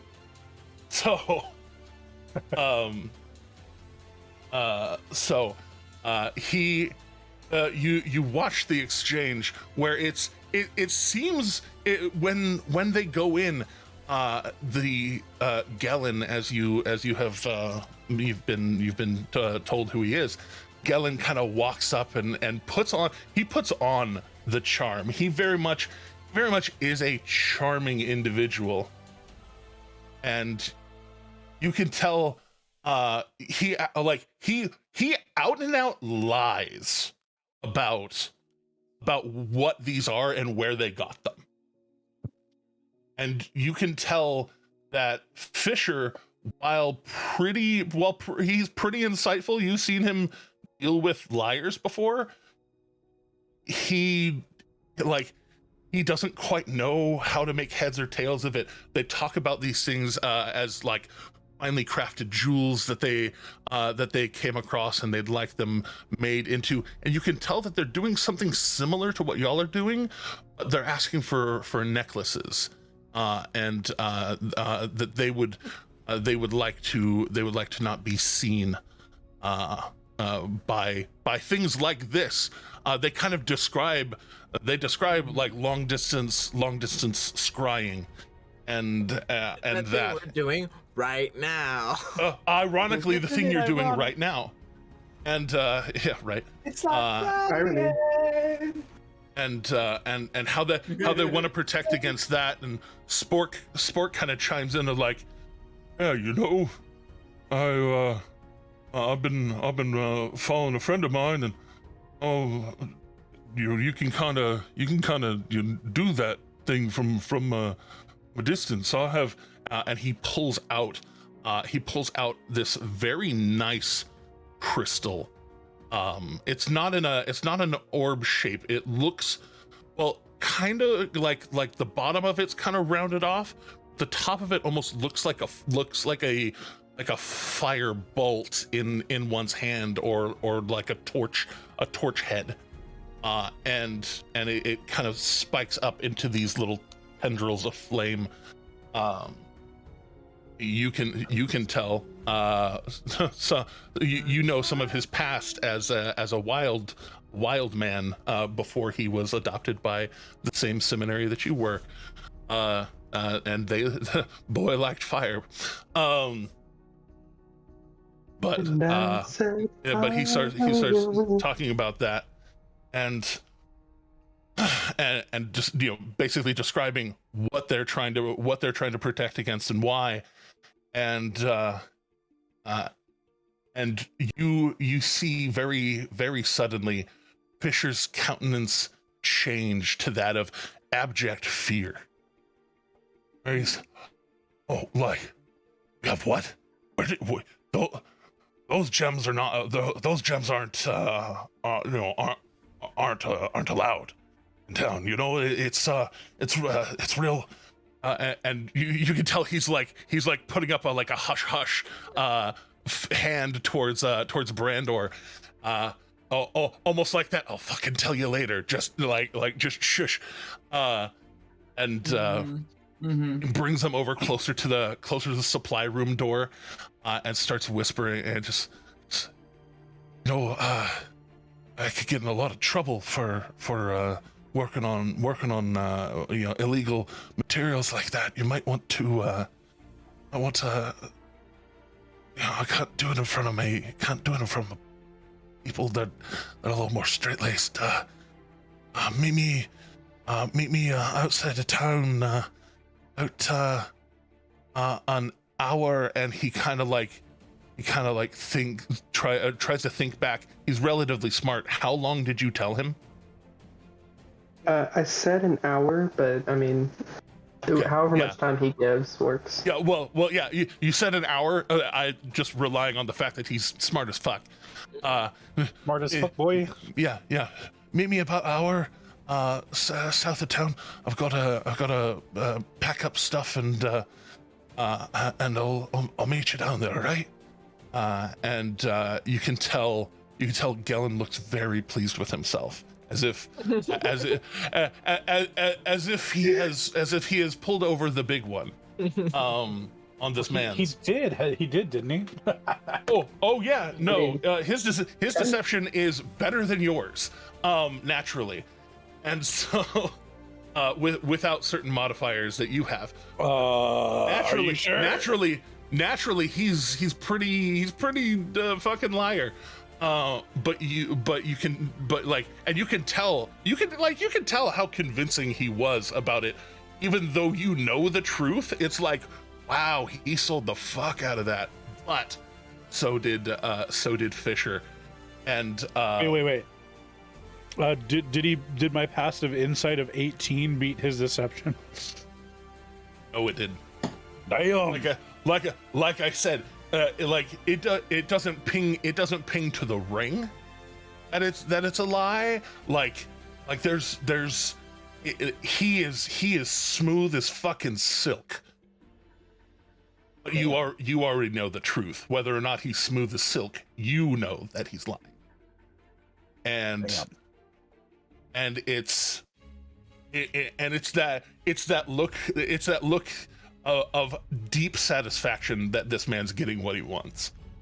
I'm sorry to have put you in such a terrible spot, Mr. Fisher. I'm sorry. We will take our goods elsewhere. No hard feelings. I had heard things about your business, but I'm happy that you are more law-abiding than I had been first led to believe. And Fisher again putting on that air, that nat 20 baby.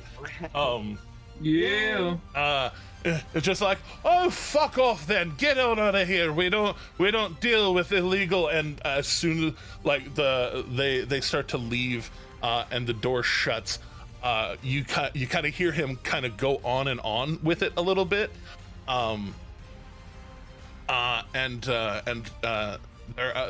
They kind of gather together out front and all right, go get go load up the cart. We should make sure she has breakfast. We'll start heading that way. And kind of gestures for Spork to go get the cart, go make sure she has breakfast, and he starts to walk off, and you see him glancing between his two other compatriots, and he says, something wrong about that. I always feel like somebody's watching me. There's something wrong about that. I'm all above board.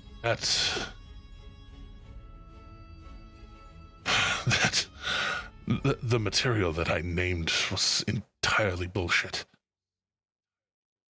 We should go. We should go south of town, see what's wrong. Stay wary, but worst comes to worst, we can disassemble him to just distract the orc.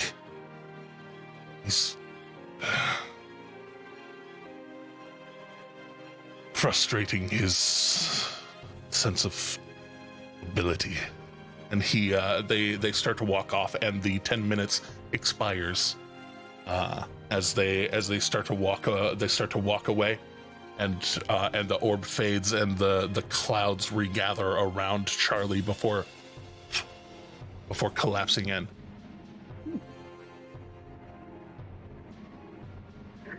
And Thava kind of like it's almost like she exhales for the first time in about 20 minutes.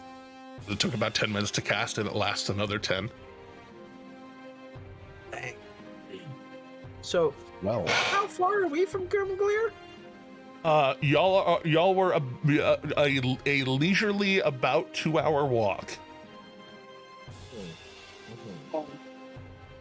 we should be moving. Well, we've got the horses and cart though, right? Yeah, you've got the cart, and apparently so do they have a cart. Yeah.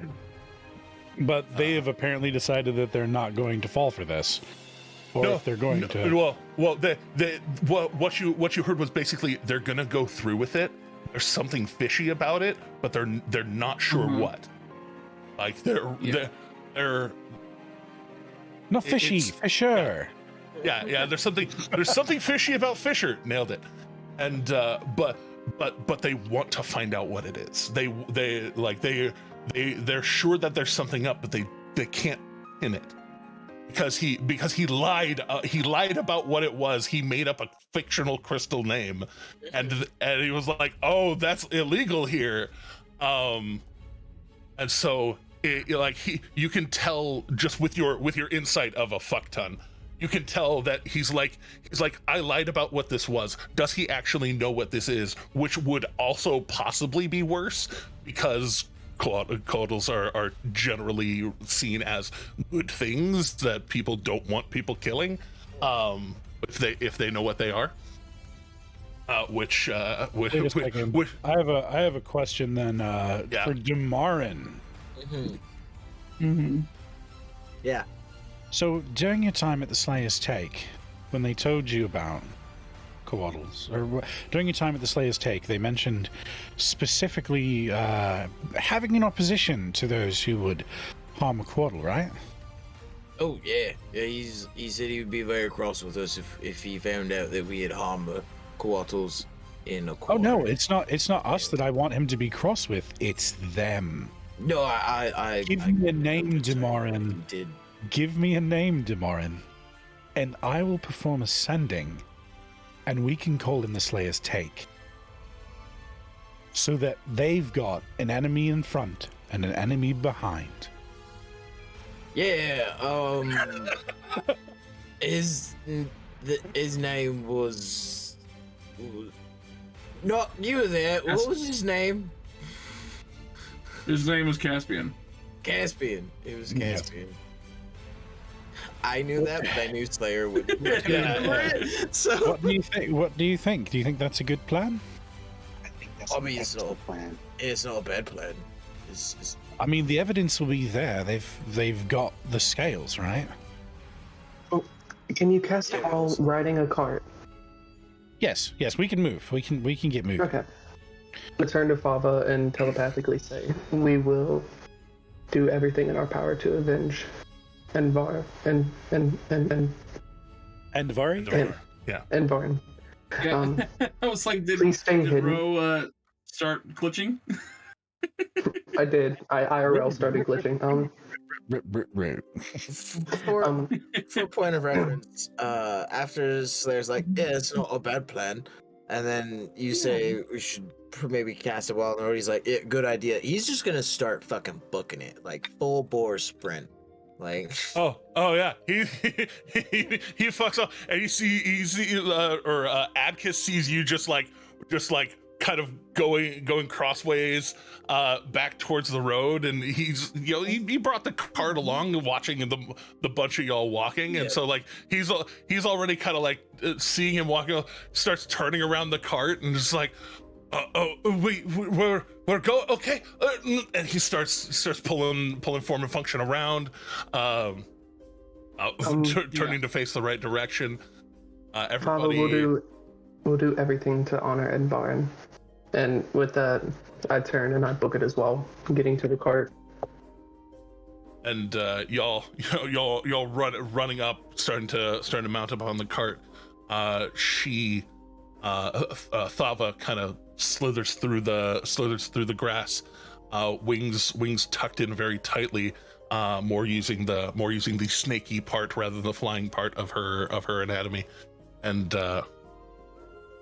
just kind of pokes her head out of the grass, and you can hear a very sincere and direct thank you towards each of you, and like this sigh of like sorrowful relief kind of emanating. Just as we're heading off, I'd like to call out, stay hidden, stay safe. Say hi. As I take off running, I'm gonna like whip out my horn and just like, Oh yeah, no, that's a prayer to court if I've ever heard it. Yeah. All right, Sound so the war horn. Indeed.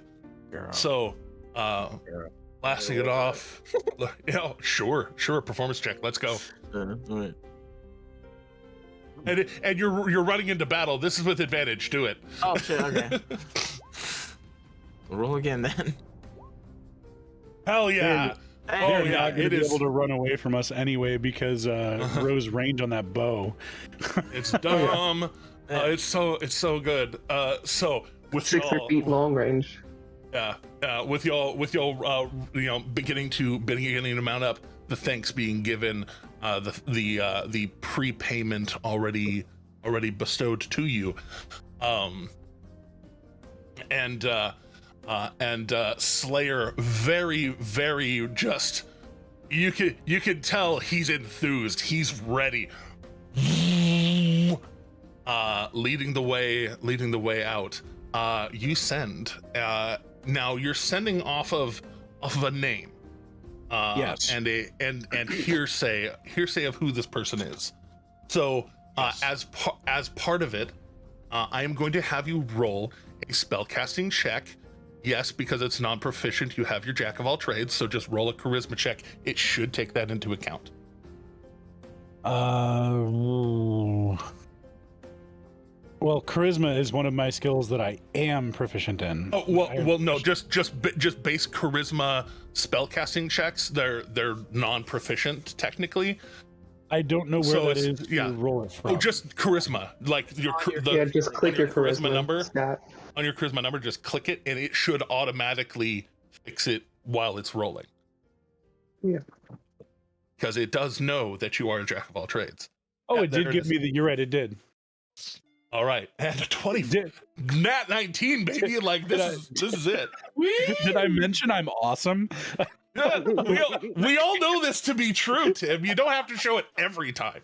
No, so fucking do though. So as you reach out, you feel it connect, and you know the feeling because I think you've tried to send to somebody before who wasn't there no more. You know the feeling of reaching a connection. Go ahead. Okay, so let me all the information that I'm looking for. 25 words. Talking to Caspian. Caspian. Yeah. I have Caspian's name somewhere. There it is. The Slayer's sake. Caspian. Okay. So, how many words do I get? Like, I'm limited to a certain amount of words. 25. Okay, so let me see what I could go. Let me type this one. Sorry, I'm gonna make sure that I fit this within 25 while keeping as much information. Yeah. And this one is less on the fly as Eredrin's was. So yeah, it is a little more appropriate for you to take a second, think about it. Yeah, I mean you're riding in the that was a clutch quick draw, quick fire, by the way, Ro. Well done. I just want to tell you that, like, DM to player, that was fucking rad. Trying so hard to it was so good. Bring that up too, just be like, hey, wait a minute, can't one of you like do that? I was DMing almost everyone who could see it. Like, can you tell me that so I can like call Fisher? What name did you give for our group to Slayer's Take? Did you give a name? I don't think we did. The monks. We just merely introduced yourselves. Yeah. And I think y'all and we tell him what happened, that situation. So you would have been informed of, like, we introduce ourselves and blah blah blah.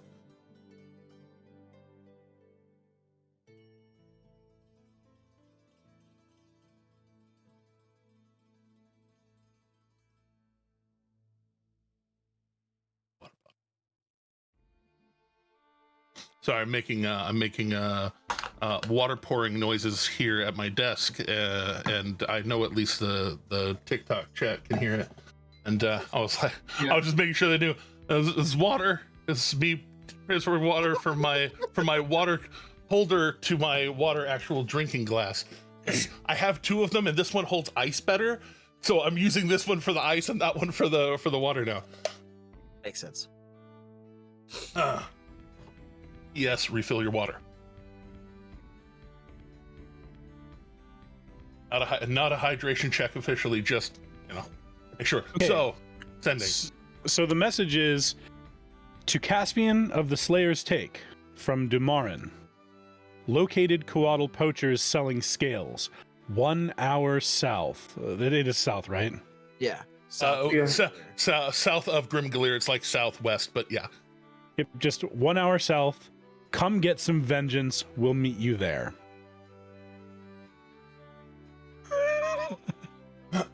Sounds good to me. Vengeance. A lot better than the one I texted. That is a real hydration check. That is a new redeemed hydration check. Yes. We've had 2 in this session. This yellow bottle is always watered. Indeed. This is not water. I even heard it. It had to have been loud. This is not water. I don't know. That's okay. It's juice. I'll be right back. It can be juice. And that is replying exactly 25 words. replying back to you, you hear the very smooth voice of Caspian coming back.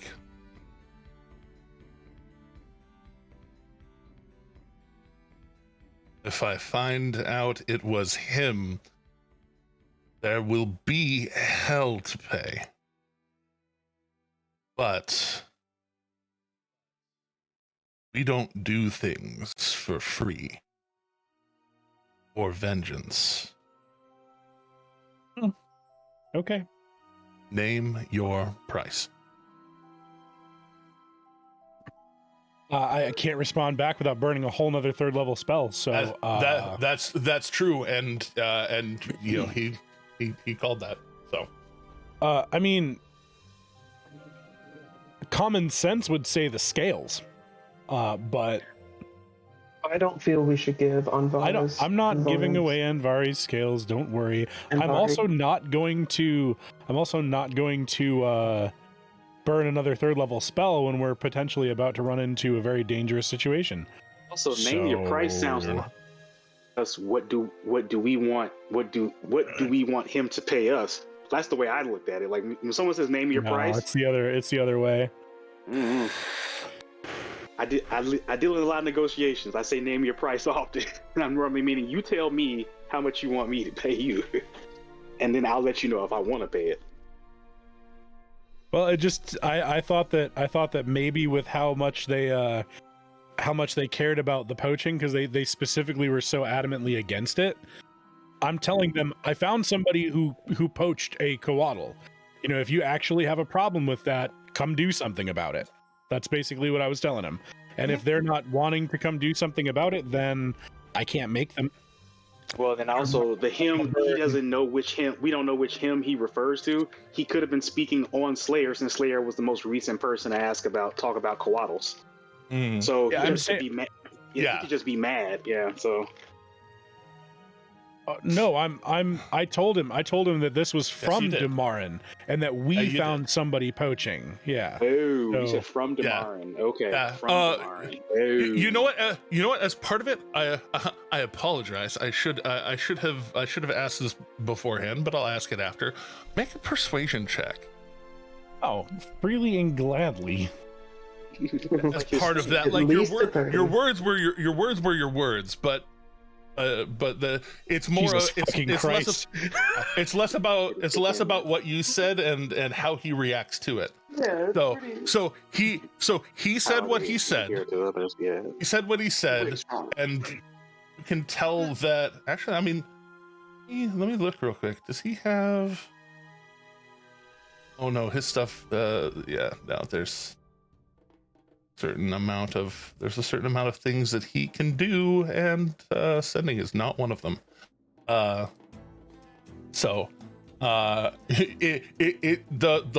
line goes silent and cuts off, and there's no calling back to you that happens, but there is also your choice of conservation of energy is probably wise, one might say. So, well, to be fair, apart from heightening other spells, sending is the only actual 3rd level spell, like specifically 3rd level spell that I know. Every other spell that I can cast at 3rd level, I could also cast as a 2nd level spell. That's so really fair. Yeah. Well, with that, Alec is just kind of look around at everybody and say, "Well, no time like the present, I guess." I mean, I can tell him that we have located coatls and confirmed that these are the ones that killed it. Yeah, we have confirmation. So The question is, do you want to? You know what? I have a question We for should the give party. him the name. We should give him the name. Well, I'll say, Alec will kind of speak up and just be like, if you are gonna send another message to him, make sure to let him know that that it is something that I even wishes. Basically, Nice. throw that name around a little bit. Nice. And maybe tell him the name.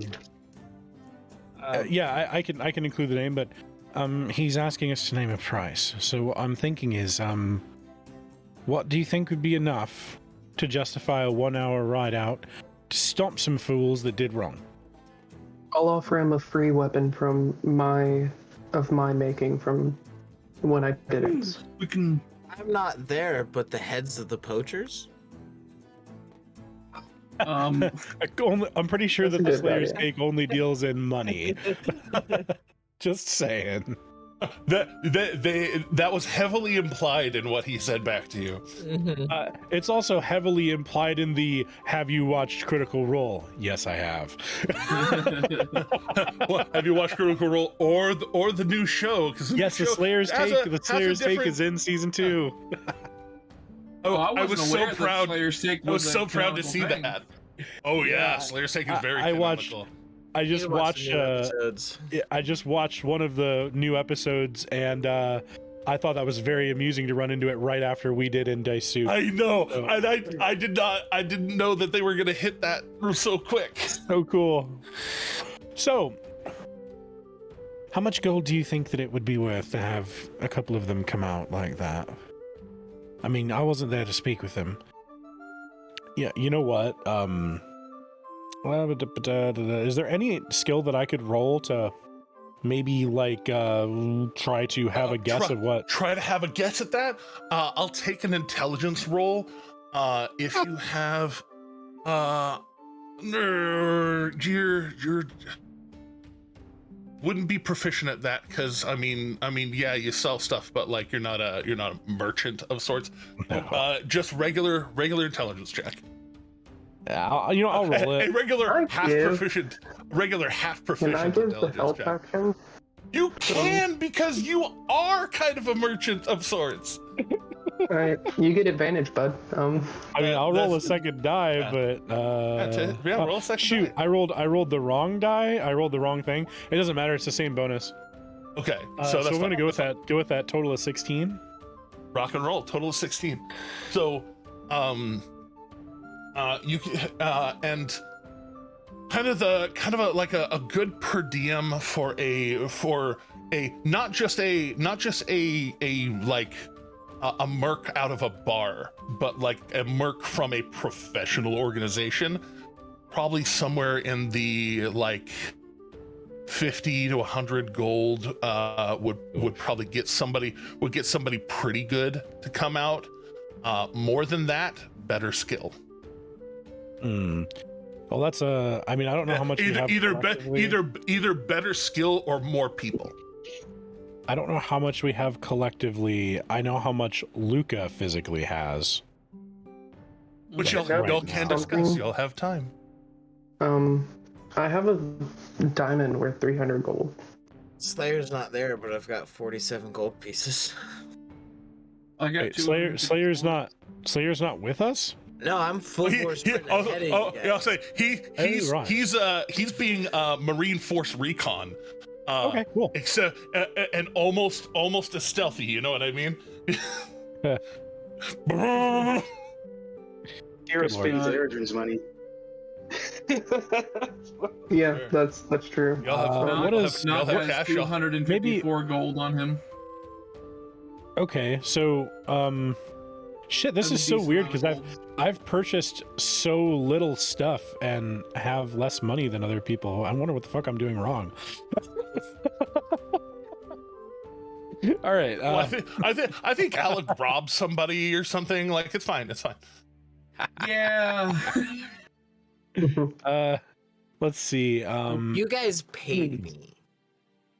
You paid him too. So So Yeah, that's true. where I got a lot of my gold from. I mean Also, that's I have- legit.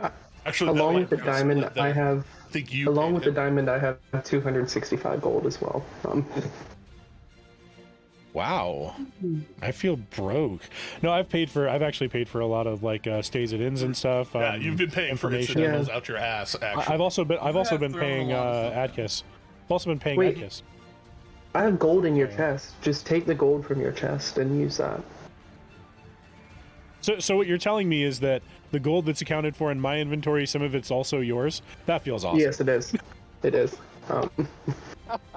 I think. Wait, are you saying that your 200 some odd gold should be in his chest?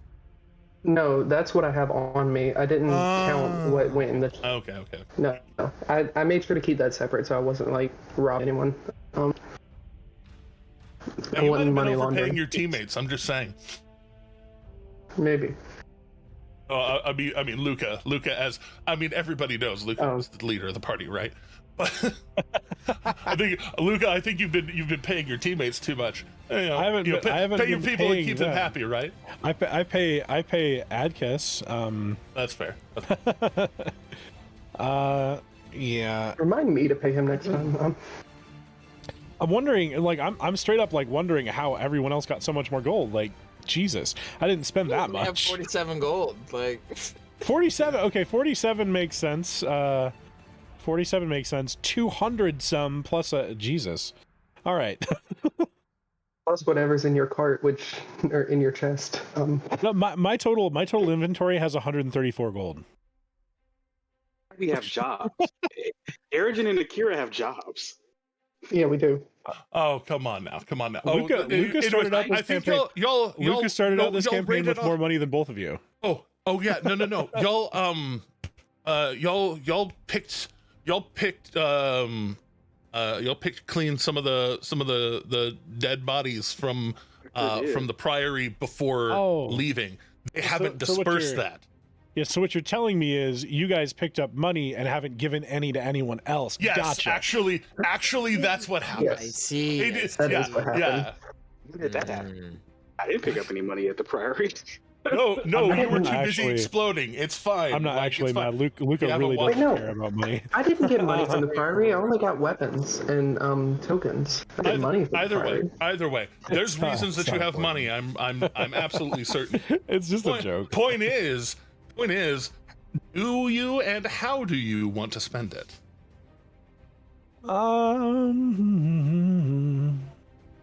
Let's Four see. of them, 5 of us. If you want to cast a spell, that is.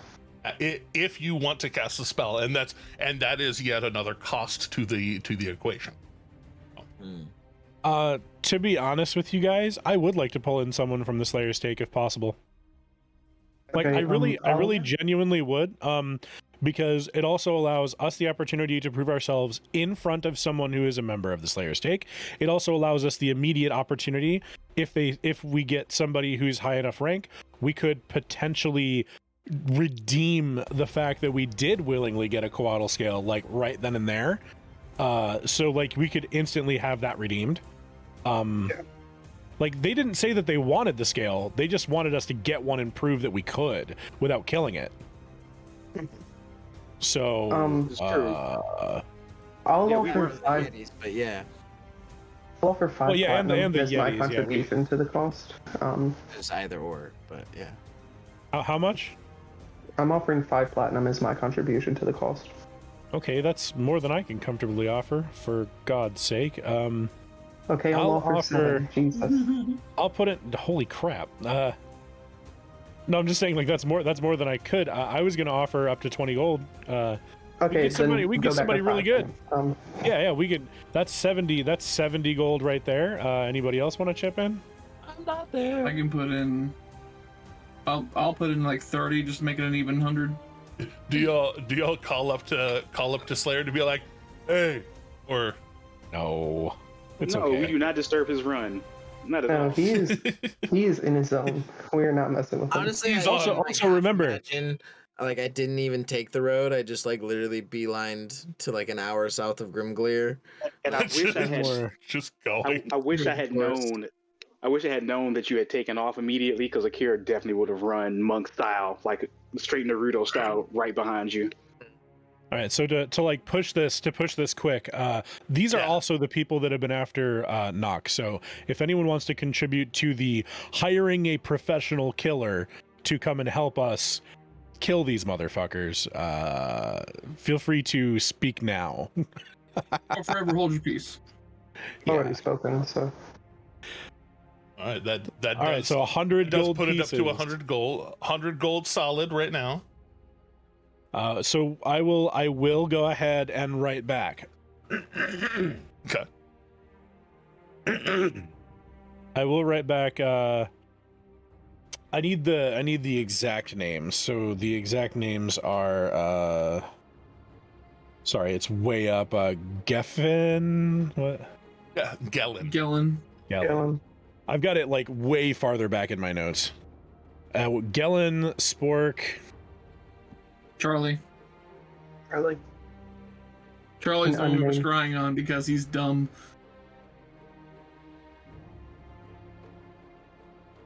All right. So we've got the names. Is it just those three? I thought there was 4 of them. There was 4 of them, but the other one is not known for his name. What is his description? What does he look like again? The three not spork ones all are kind of more humanoid. Gellin is more dwarvish. The other 2, they almost look like twins. Charlie and Charlie. Charlie and the other one are like twins. They're either twins or very close relatives. They're not identical, but they're real close. Mm-hmm. Charlie and Chocolat.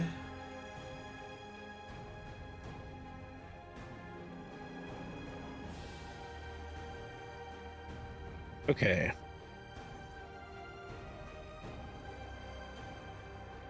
Give me just a second. Getting everything situated. Or watching on Twitch.tv. Jeremy Howard, or follow the link tree.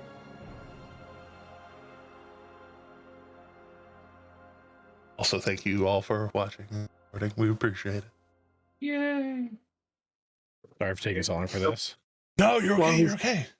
While he's figuring it out, my blanket's about 3.5 feet long now. I'm very excited about that. Ooh, look at you. Aren't you just fancy? I think there's about 1,200 stitches in that, and to surprise some people, it's just one long knot. It's literally just one long slip knot. So cool. Slipknot. Yeah. Are you saying that blanket is getting kind of psychosocial on you? Yes. Could almost say, as Amazing. far as the campaign's concerned, it's maybe going to be raining blood soon. Yep. Oh no, definitely. You know, Just I'm don't just get saying, like, don't get on the blanket. just be careful of the devil and I when you're making that blanket. Just saying. Of course. Oh, word. I love all of you. Heard that, Teddy. That was a lot of Slipknot references. Yeah, they're just very, very rapid fire. I hit my Slipknot phase like last year sometime. So I like it was just one of those I went and I consumed a whole bunch of songs like in a row. Say these people. You know, it's easy to get buried alive by Slipknot. Yeah. These people we're hunting could say they are equal to shit. Okay, exactly 25 words. Sending out another message out to, oh Jesus, I lost his name again. Caspian. All right, Caspian. Sorry, a lot of names. In that. There were a lot of names in notes 24. Like a lot of names in notes 24. They were big the lore message, drop. The message that I'm sending will say, Gellin, Dwarf, Spork, Orc, Charlie, and Twin, offering 100 gold. Coatls mate, confirmed murderers' identities, and gifted us a scale. 1 mile south of Grimgalair. Or not 1 mile, sorry, 1 hour south of Grimgalair. 1 hour south of Grimgalair. It's like you send it as 1 mile and you go, shit! 1 mile south of shit. No. It's once again exactly 25 Yeah, 25 I know, words, so it worked out great. Get it. So,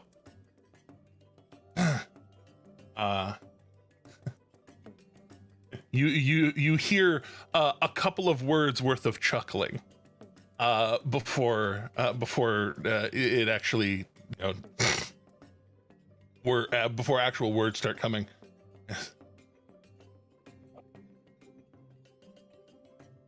A lad, or sorry, sorry, I was falling into the accent of the character sheet that I was looking at. I was looking at Atticus. Yes. Yeah, I was looking at Atticus. Kiss. I have a friend who would love to take that offer. Small, metal. Don't worry, it gets bigger. I mean, I'll be so excited to see how that goes. Too. That sounds like it's gonna be a riot. I love it. I'll send him shortly. You may beat him there.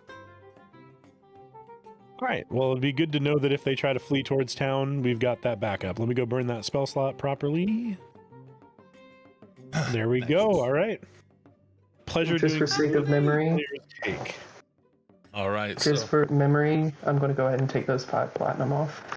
yes, please do. Oh yeah, take I'm gonna take that 20. Please do spend your money. Spend it. Do it. Yep, I got 30 Spend bucks it, gone spend it, now. make it faster, do it, da, da.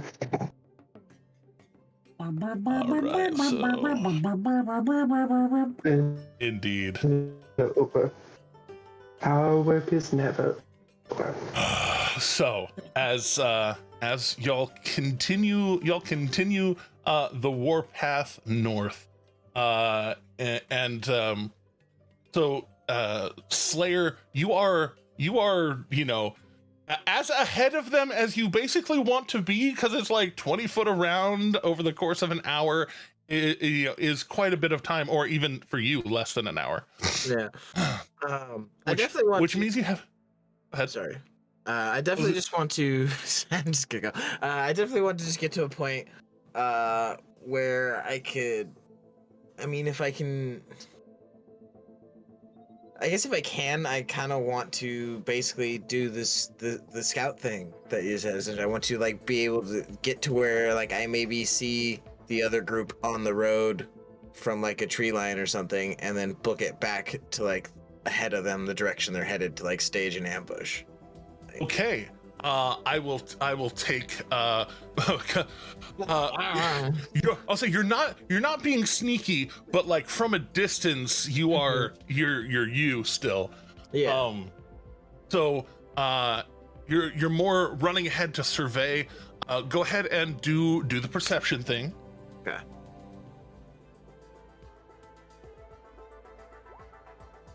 Not if you see them. Yeah, it's not if you see them, but when.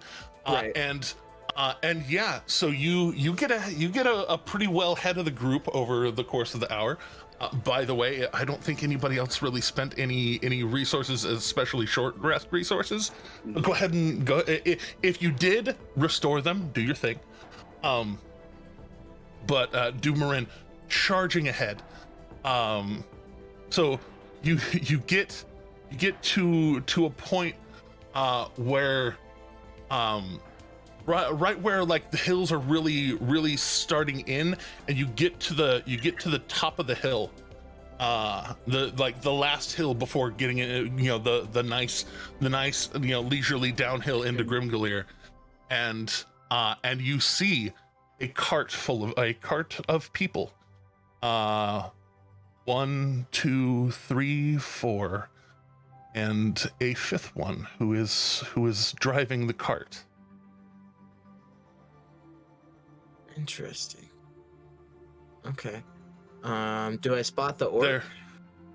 Oh, you do. Yes, that's kind of how you really identify it, because it's like it's like three guys on the three, human-ish people on the back, obviously, and they look like they're just kind of there. And then there is this fucking orc.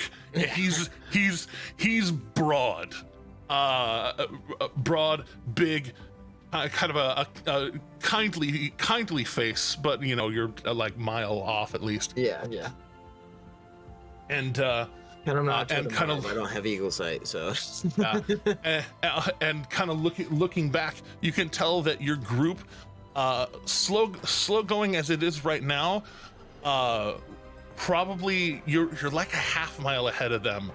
So it's getting to a point where like the convergence of them, you may be able to do it ahead of the hill. Using your very tactical mind, you might not be the smartest crayon in the knife drawer, but there's things that you are smart at, and kind of the other side of this rise. Not a fucking chance anyone at the city would see it. okay.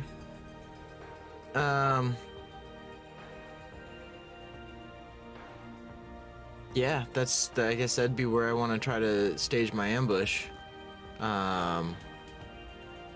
So basically, somewhere between where you are and where the group is now. It's kind of sparse as far as like trees and brush and stuff. As it was kind of again, this area has been like used over a number of generations by Grimgaleer, so like the tree lines pushed. The thick tree line has pushed back quite a bit from this area. About how far would you say? How far from what? Oh, the tree line? The tree line is how far is the tree line like from where? Well, there's not really there's not so much a tree line as much as just sparse trees. There are a few trees within a good 50 feet of the road. Okay. I guess I'll just try to do, because like they're gonna probably like, if that's the case, they're probably gonna see the other cart coming with my teammates. So like, I'm not really if they get to the top of the hill, yes, right. And on the other side of it is where the rise is the good ambush spot, right? Well, basically like the point being that like, if y'all are gonna jump them and be certain that you're not gonna be seen, you probably will be able to on this side. However else one can set up an ambush other than trees, you might, or other than specifically hiding behind a tree, you might have some time to do if you're able to get back to the other cart and try and set it up. Okay. All right, I guess if I feel like I have time, I will try to book it back to my teammates to tell them like, hey, we should do it on this side of the hill. And then I guess try to I guess I'll come back to you guys. I'll just book it back to you guys. Moving contra them, you only got about a half mile ahead. Closing that distance while they're moving in on you, instead of being like 20 minutes ahead of them, you're only like your regular speed or your dashing speed, like 5 minutes. It only takes like 5 minutes between them moving forward and you moving back to just get back. You're just kind of keeping track of timing in the way of the wisdom that you have in that way. Yeah, the rhythm of you probably have the better part of minutes before they reach the top of that rise, like now about a quarter mile back. So if y'all are going to do something, you have about 30 minutes to prepare. Right. So when I get back to the car, about 20 minutes to prepare. 20 minutes. Okay. When I get back to the car, I'm gonna run up and be like, all right, so they're just over the hill there. This is gonna be the best spot right here. They're gonna be here in like 20 minutes. That's quite a run. But anyway, they're gonna be coming over that rise. I think we should pretend that the wagon's broke, and you guys pull off to the side of the road, and I'll run back up the road a bit, hiding behind a tree or in a bush, and then let them get up right next to me. They'll probably just assume you're broken down and assume hopefully nothing. And then right when they get in front of me, I'll just bun rush them from the side of the road and knock their cart over, and we'll just rush them. Alright, I can also lay down cover fire from a distance, so I can move back into the tree line to lay down cover fire when you start bomb rushing them. It's the best plan I got. Any other ideas? We need to get we should say we could say that the horses run off. Then get Adkis to get the horses down the way. Oh, you want me on his horses? I can get him out of here. Yeah, maybe don't even like try to hide them, but just like be down the road a bit with them, and like you were wrangling them, and you're like on your way back or something. Yes. Just don't lose them, Adkis. Oh no, they're liking me a lot better these days. I like them too. Right. Sound like a good plan, everyone? Yeah. Best we got. Plan. This is your I would say get up in a here. tree. You could lay down your kunai knives up in a tree near where the cart, or near where we're ambushing. Yeah. So you. Yeah, I mean that would be if there's any tree line nearby. Obviously there is, but if there's like a tree that is like right in a perfect location, I would like to. Oh, we actually can't hear you, Alec, or I can't. I can. I can hear Alec. I can hear Alec. Let me jump out and jump back in. My bad, not yours. Oh, both left. I could hear him fine. Yeah, they both left. Both Okay. left. That's better. Either way, we're fixing the problem. Damn. Yeah. No, I. Are you hearing me now? Yeah. I can now. Cool. Want to make sure because I feel like if you're not hearing me, then I may not be on stream. I don't know. No, Teddy. Teddy's the important one. Gotcha. Well, anyway, that being said, I would say I was just kind of agreeing with what Eridrin said, and just like if there's a nearby tree, like a that's in a pristine location, very like advantageous location, then I'd probably find my way up there, climb up it, and just perch myself up there with some blades ready to go. All right, so this theater of the mind is about to become theater of the real. As part of it becoming theater of the real, your group survival check is going to determine the kind of terrain, the kind of like extra terrain that may be nearby. Let's go survival. All right, everyone. Survival.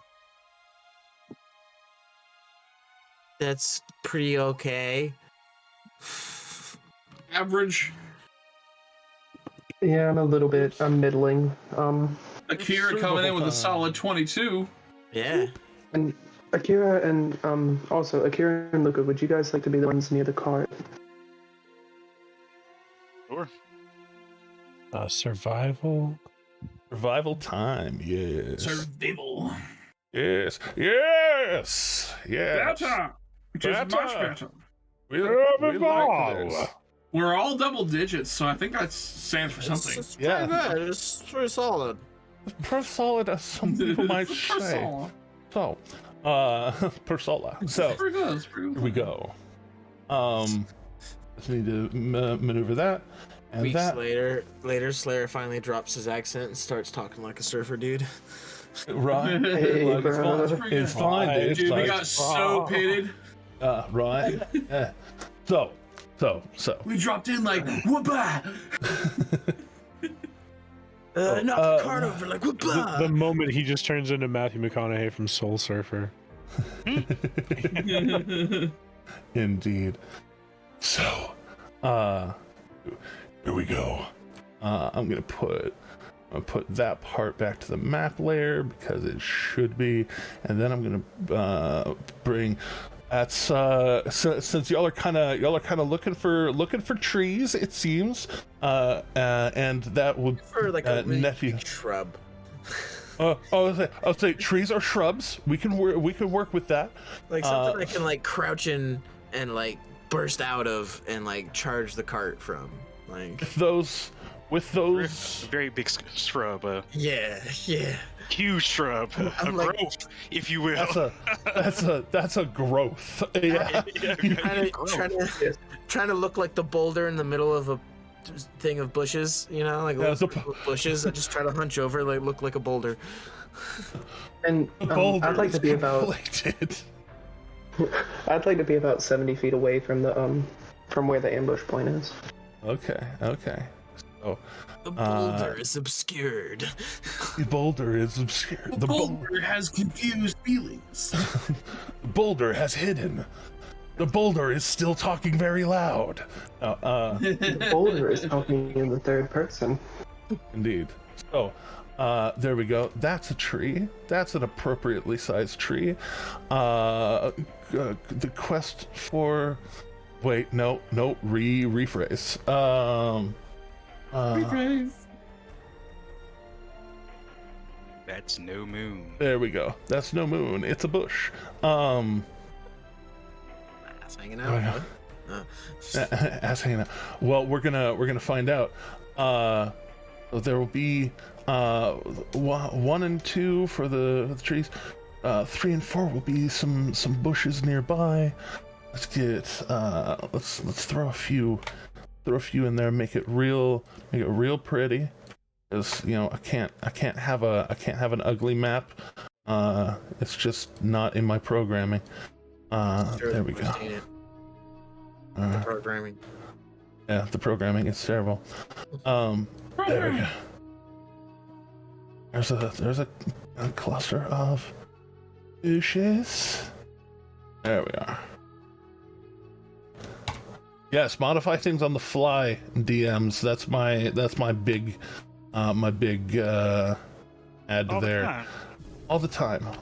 Never be afraid to modify things when your players roll good. So, here we go. Nearby enough bushes, and yeah. So taking us from theater of the mind to the theater of the real. Advancing a little bit, closing a little bit more of the distance, as Slayer ran through this area. A couple of ran back. Y'all have already traveled down this road a couple of times, and so it is becoming more familiar terrain. Yeah, and y'all move up towards a point where there are a couple of close trees, and again, this being a group check, not going severe, specifically off of the Slayer's 11 or Nox 12, but or Arrogance 12. Yeah. You see a cluster of bushes, kind of large. They look like they're well used as far as like berries. Berries go, because they parts of them have been cleared. You may have even like walked over and snacked on this one of the trips that you've been through here, and realize those ones are. There's 3 of them kind of close together. I guess I could just actually be a bro and just bring you over. There we go. So, here we go. Yeah. So I can see now. Fog is gone. So yes, Atticus starting to get ready to unhitch the horses. The rest of you, that's yes. Okay, everybody who should be there is there right now. So you know those bushes they're kind of like blueberry bushes. They can be a little bit prickly, a little bit loud if jostled too hard, but they're full enough that they would obscure you if properly hidden behind as well. Some trees that would provide enough obscurity to perhaps keep you hidden enough before popping out of the trees or popping shots out of the trees. How do you all want to proceed? Atticus would be like, where do you want me to drop the cart? Oh, it might be like right here. Yeah, I think that's Oh, a good just spot, honestly. leave it here then. Yeah. All right. Do we want to leave her up? Drop her on her side? What's your? I mean, I'm sure I can. The Slayer and I can turn it on its side to really sell the effect, and Akira can. If Akira and Luke would want. Pretend that the horses ran off. What Oh could yeah, it be but done? I gotta take the horses off, go and take them off. But like, I don't know. Sideways cart is better cover than a flat cart. It's, I mean, unless yeah, it's true. Yeah, I mean, you should maybe turn it a little bit towards the side of the road, like they yanked the wagon that way when they took off. And Dave, y'all have so you and I can kick it on its side. yeah, any of y'all have any mending magics? I know those exist. Nope. Oh, I was gonna say we should like bust up one of the wheels or something, but not gonna do that if. I do trust Erigen to perhaps rebuild it if one of the wheels is busted. That's up to you. He starts undoing. I'm gonna wait for Erigen to speak. It'll take more. If things go bad, I'd rather have both wheels available if we need to bolt. Well, how about the problem just be that the horses managed to break loose and take off? Oh, There has to be a reason that they broke loose, is what I'm saying. Maybe the pinion just came loose. Something spooked them. pinions come loose. We can put Maybe some over. cut leather cords. We can put some broken leather cords. You know, something came loose in the harness. A broken metal ring. Anything. Sure. Fair enough. I pull out one of my I- earrings and I just snap it. I unhook them every night anyways. Maybe we stayed extra long camping or something. I don't know how much talking y'all are gonna do. I'm gonna fuck off with these guys though. All right. Yeah, go. Makes sense. And Makes then complete I sense.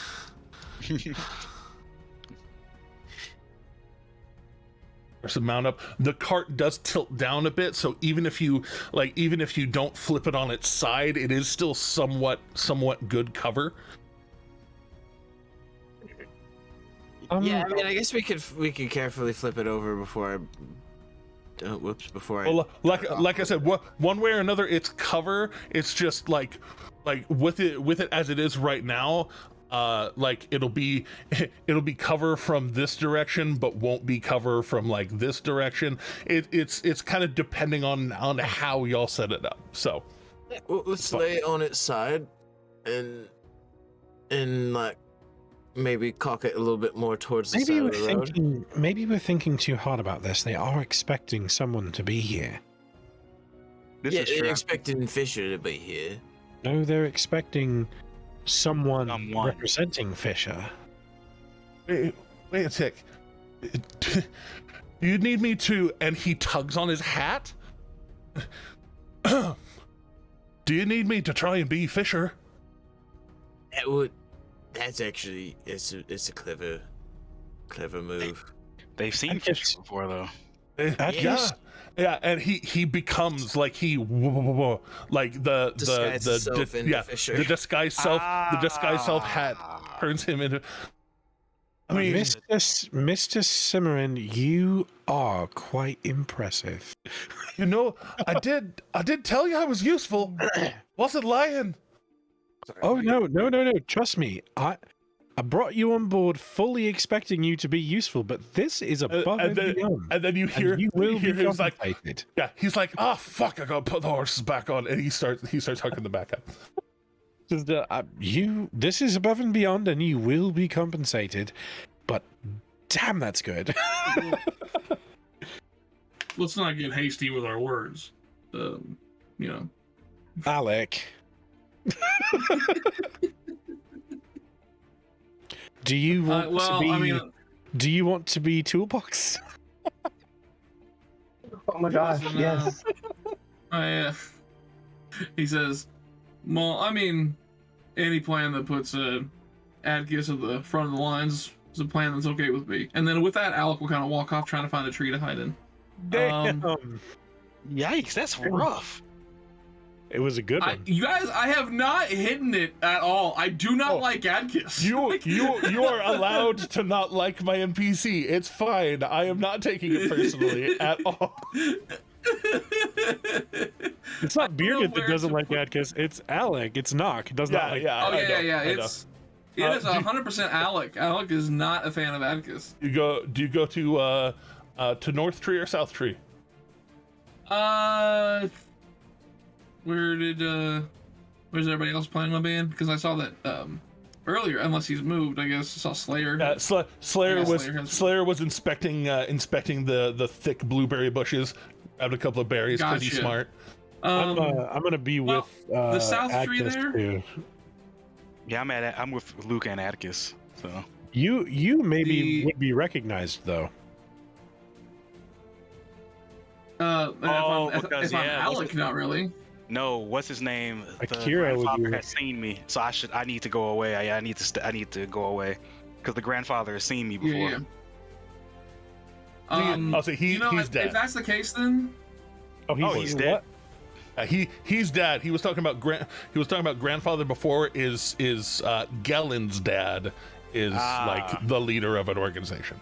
Yes. Oh no! But one of them was weren't they like the father of the person? Gellen's dad. Gellen is dad. Right. Oh yeah, then that means Akira has met. Yeah. Sorry, he had said grandfather. I was just correcting. I'm sorry, father. Yeah, father. You're fine. You fine. Yes. I'm old, but I'm not that old. You bat. No. So I might go ahead and stay with Akira and or not Akira, but stay with Luca and Adkis as well. Okay, then I'll go back to cover fire. I'll take a tree then. Okay, I have an important question. This is going to be an in-character question. Just all right, and whoever wants to be waiting invisible, sitting in the cart, because I can keep somebody invisible for about an hour. Here just raises their hand. And Slayer, who is not currently in his player chair, would remind you. Yeah, they're like 10 minutes out now, probably. 10 minutes to the ridge. All right. Well, I know I'm taking this tree. Well, since Erigen's way over there, and Nock is in a tree, and Slayer's way over there, Luca's just going to just smile, pull out his Saturn, like pluck a couple notes, and then just lean in and kiss Akira and turn them invisible. Oh. He's so sweet. Wait. Above table, remind me. Invisible in the bush. They're coming from the northeast area? Yes, coming from northeast. Okay, yeah. I like my tree spot then. I'm measuring out, and the road is 55 foot away in a dead shot. What a coincidence that you can, in fact, deal with that problem. I can deal with it, but that means it takes up a key point. Oh no! You're a sharpshooter now. That is no longer a problem for you. Oh yeah. Do you want that tree? It's free. Tree. It's free now. I'll take a different tree. I'm thinking like I'm fine with like camping. Yeah, we're both able to be in the same tree. It's not a problem. I was away from keyboard, but I heard the offer to be invisible. No. Luca kissed Akira, and Akira disappeared. Oh damn. Okay. Not to sound, it would be better if we're in different trees, so I'll go to the northern tree. Okay. But in the future, Damarin is now aware that Luca can do that, make someone invisible. Yeah, I mean, he definitely needs the help. So that's why I was like, yeah, he definitely would want that. But well, I would love either of you, either you or Akira, to be there, like, because you two open up, like, you two go hard in combat. And so it's nice to have somebody who opens up and has like the amount of battlefield control that Akira is able to exert. Like, looking forward to it. Nice. Yeah. And I'm just also, noticing that these it- bushes are more than 50 feet off the road, so I have to dash at these things. well, and the other thing is, someone in the party knows me. So me being seen at any, someone on the other side knows me. So even if I jump out the bushes and they see me, they'll instantly know, like, oh shit, this is wrong. So me being invisible kind of actually makes sense for this one, but normally I would probably advocate for you to be invisible more often than not. I mean, in the future, maybe both. Or both, yeah.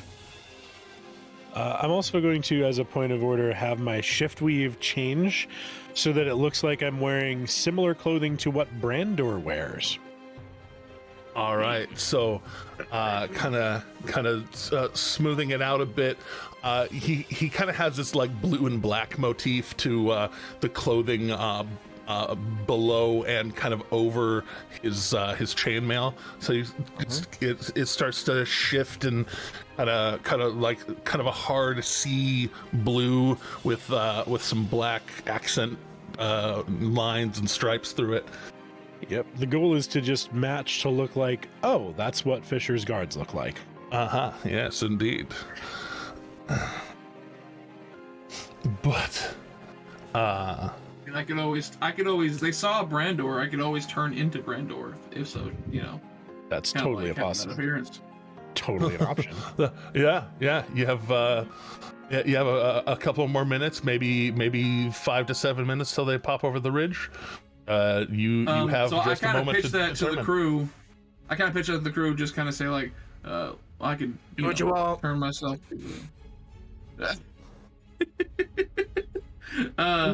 What does everybody think about that? Does that sound solid to anybody else, or what?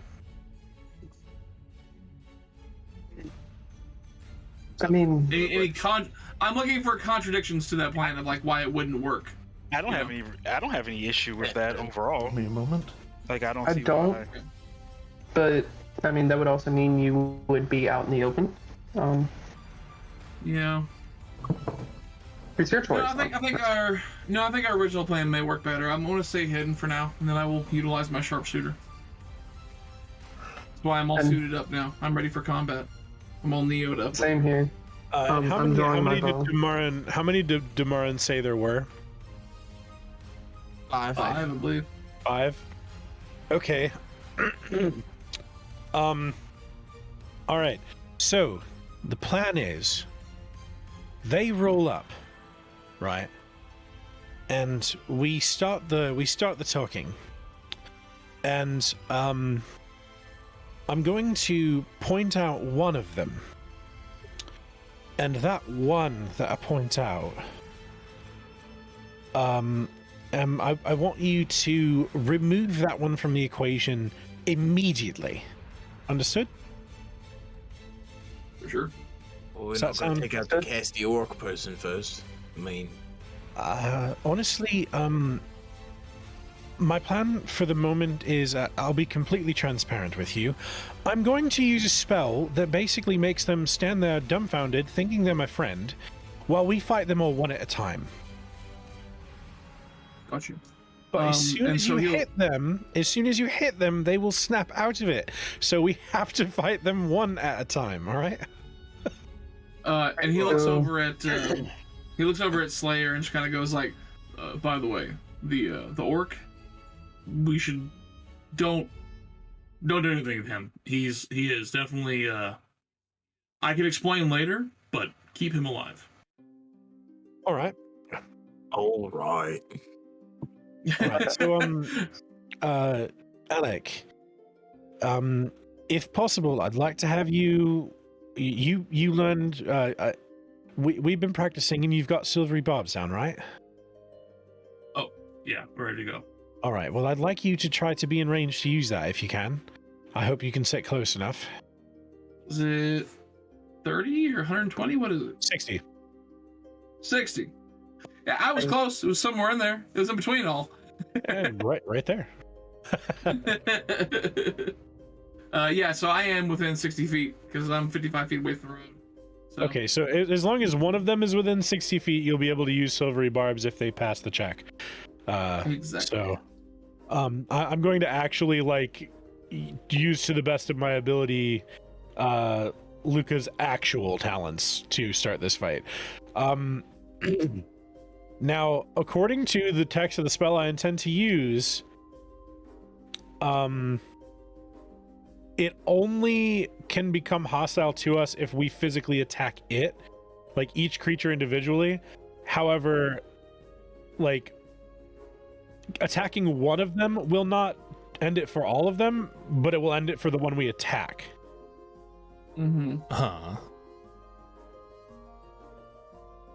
Yes. So as long as we're not actively fighting them when I throw the initial save, they won't have that advantage. So that's my tactical plan before we go into this fight. I'm definitely going to be casting a 4th level charm person. And targeting all but one of them. So whichever that one is that's not going to be targeted, that's the one that we need to take the F out. Wait, so since we're not rushing the cart anymore, Slayer, do you want to? We are. We're just all fighting one target instead of all 5 of them at once. I was gonna flip. No, he was gonna hit him before. He was gonna hit him before any talking started. Like, he is so upset right now. I mean, if you want, Slayer, I can't flip the car. we can trade. You'll be closer in my tree if you want to trade. You know, you could flip. I can't flip the cart. You could flip their cart. No, I can't. No, we're not. He was saying he wants to talk to him first. Well, after when everything pops off, flip their cart, or cut their horses free. Fuck, we could cut their horses free. Yeah, Slayer, you should definitely take my... Cutting their horses free will not end the charm person. Flipping the cart may not end the charm person if they don't see you. If they take damage from it, it will. But anyway, let's... No, it doesn't. We're on a time frame. We've got like 45 minutes till producer has to go, so... Yes, I know. True enough. Yeah. Justice over here, like, I appreciate get some action going. Yeah. Well, also trying to be considerate to producer Teddy. Yes. Very appreciated. So, in that case, I just thought I should tell you guys my plan this time, so that you guys know it. Informed consent. Informed consent is key. Oh yeah, for sure. Because I usually don't tell you guys the tactics. I just kind of like do the things and hope you guys catch on. Do it. This time Luke is telling you what he's planning. And it's shady AF, and I love it. Yes, precisely. Yes. Yeah. So, But cool. In that case, Let's start killing motherfuckers. it's time. So, as y'all get yourselves settled, coming over the ridge, there is a cart, of course. It is rolling forward, being the guys on the back of it. Well, I guess it's more important on who's at the front of it at the moment, because on the front of it, cloak pulled up a bit, but not like a cover, and not in a like stealthy covering way, but more of a very comfortable way. You see a nice young woman with a thin chin strap beard driving the cart. Oh no. Oh yeah. Oh yeah. Wait, why? It always gets worse.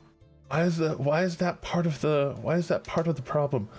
Sorry, there's weird emotional damage. Yeah, because emotional damage. This is what we do here. So there we go. Wait, why is it only moving that part? I hate the group function on this thing. It's not spectacular. but I figured out how to make it work for now. Huzzah. The chests that are a part of that token right now, fucking don't pay attention to them. They don't exist. It's just bad token dubbing. Gotcha. But It's supposed to behind be a her, stationary cart. yeah, right. No, I copied y'all's cart and fucked around with it. Okay, I see. But you do see them one by one. Kind of in a similar fashion to Slayer, as you have heard him refer to, Spork the Orc, does walk alongside. He seems to also be very aware of how begun he is, and in the back of the cart, the brothers Charlie, as you've come to call them, and the also well manicured dwarf, Mr. Galen Forsyth. And they come rolling forward a bit, and the man himself. You know what? Actually, that's a good note there, Knock. You threw the die, and we might as well just have it ready now, just for shiggles. It's like preparing. Maybe things are gonna pop off. Yeah, I just did it ahead of time just to get it done. Just like, because I know I'm going to roll eventually that. anyway. So I appreciate that. We can just throw that down now, just for funsies. And guess what? I get to roll this with advantage. What? My rapier. Huh? Yeah. It's from my rapier. Yeah. Indeed. Maybe charm isn't a strong enough spell because they would still be able to fight you guys back. That's a problem. Possibly. But Yeah, because it's only charmed by me, so I'll have to reconsider that. we shall see. All right. I mean, that's 6. y'all get a good look at my bald spot. I forgot that I just had my head down for a second. Pray and No, I didn't. Read the Can you stuff. do it again? No. I need to Show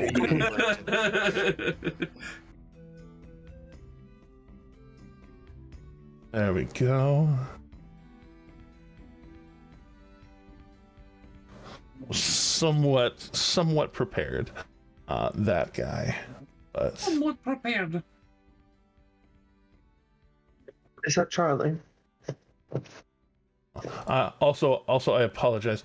Here, I'm just gonna totally ungroup that group right now, because there is only one horse there. He's a good boy, but it's just one horse. There we go. And I can finally get rid of those fucking boxes. Boxel. Moving on.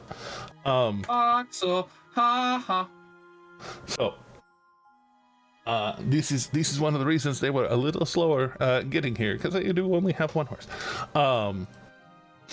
Even more important for the heavy one to not be on board. There we go. Sporcalius, that was who I forgot to bring up. What a lad what a unit that lad is.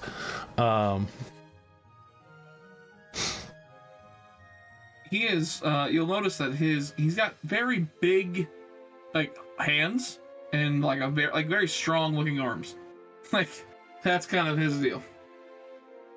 He got hands to throw, and they look rated. They look rated E for absolutely everyone. Yeah, absolutely. All right, there we go. Knock. And Who's there? your face. Fortification. Fortification who? Fortification will go to Hawaii. Nice. Indeed. So, Jesus, I don't know what I expected, but that was not anything that I expected. That hurt a little. There was part of there's a show, a radio show called Prairie Home Companion. I used to listen to it all the time. Oh, I love them. And yeah, and so there was one episode that the people on there were singing a song. It was the song full, just back to back knock knock jokes, and that's one that stuck in my brain. They would say "Canuck Canuck." All right. Lastly, but surely not leastly, is there somebody not on the list? Slayer, Knock, Luca. I don't see myself actually. Or Kira. Or Yeah, Kira. Kira All and right. Ergen. Kira and Erigen's over here. The siblings are missing. Indeed. It was entirely on purpose and a total slight to all of you. There we go. The one of the few times I roll well in initiative, you're like, no, you don't. You're not here. Luca coming in with a natural 20 for Again. gracious. That means I'm going to roll a bunch of nat ones this combat, so I better not go down. I might listen, not get up again. You and Jackson rolled like crazy with magic on Monster of the Week, and you guys still haven't had any issues with that. So The pendulum swings back, I swear. It does swing it back. will at some All point. right, there's Eredrin, and there is... Akira's initiative. I do not see. Is Sean back? Sean is muted if they are trying to speak. Yeah, I'm here. I threw Akira's initiative. I was having trouble with my laptop, so it may have come directly to you in D&D Is Sean Beyond. speaking? Oh, okay. Okay, it's I also can't hear them right now. I'm back. Hello. Can you hear me? Don't worry, Sean. Yeah. RJH is doing a quick reset. We can hear you, but he couldn't. Yeah. Everybody, again, everybody else could hear you but me, which sucks for me because I love your sultry voice. Oh, Aww. The GM. That's sweet. oh, thank Anyways, you. I realized in that too. Me not hearing you might have been you might have been trying to say something earlier. Did we miss anything for you? Oh, yeah, I was saying, so when you said it was the girl with the chin strap, I said, Luca, no. Okay, so yeah. Yeah, when you told me that I see her as part of the contingent, I definitely whispered to Luca, no, don't hurt her. Who is she? She was the girl from the date in the other city. That's her. This is becoming increasingly complicated. She's part of the group that killed the Coatl. She wasn't. She was. Did I see her in the vision, Jeremy? You did not see her in the vision. You did not see the you didn't see the carts. None of that was nearby. Let me talk to her first. Which one specifically killed the Coatl? The ogre, the dwarf, The dwarf. Two others. Jellin. I'll say the one who was on it, just like doing the worst to it, was the big dwarf man. All right, understood then. She was not a part of the attackers. She's just his daughter. Do a change in tactics. Let me check something real quick. How I wish that Eredrin had just stayed where he was in the other tree. Yeah. Can't get a telepathic message to Slayer when he's too far away. I could put my familiar near you, and my familiar can talk to me for 100 feet. Nah, it's okay. I was hoping that we could do a relay through the trees to have. Well, you know what? Akira's invisible. Akira can go close enough to Damarin to let Damarin know that we're going to proceed with his original plan instead. Gotcha. So, I'm restarting my laptop, so if someone can move my icon. I can. I have Yeah, the just power. close enough to let Damarin know, let Alec know, update Yeah, them that within- we're going back to flip the bitch. I get within 30 feet of of each of them, and I shoot them a telepathic message, and then I also tell them in that message, don't harm the dwarf girl. The girl, don't harm the dwarf girl. Yeah, How now far that you said away? something, You I can't said you're turn within that off. range. What's your range? I got within 30 feet of you because I'm invisible. Gotcha. Yeah, I will, and I'll send a message back to you, which I don't think that Akira has been on this side of it before, but I'll send a message back to you, and I'll say, "Don't hurt the orc." you Wow. just you hear Alex's voice in your head saying, "Don't hurt the orc." This is probably the first time you've heard his voice in your head ever. So, because I just got that ability. Why are we not here? Why are we not hurting the orc? As I kind of explained to other people, it's like, just like, don't hurt the orc. I'll explain later. Okay, I'm not hurting the orc. Don't hurt the dwarf girl. All right. So really, our 5-target party became a 3-target party. 3-target party with complications, indeed. So, Yes. so as the lot of them sidle up, ride up on you, you are. Okay, now I have all of them selected. Now I have to be able to drag them. There we go. I wish you would have told me not to target the orc before I gave his name to the Slayer's Take. That's fair. Yeah. Yeah, I didn't know that until after it was already done. I guess Indeed. That was my fault for not catching that. But yeah. But I feel really bad, but then again, Demarin can always say, don't kill him, and the guys from the Slayer's Take will listen.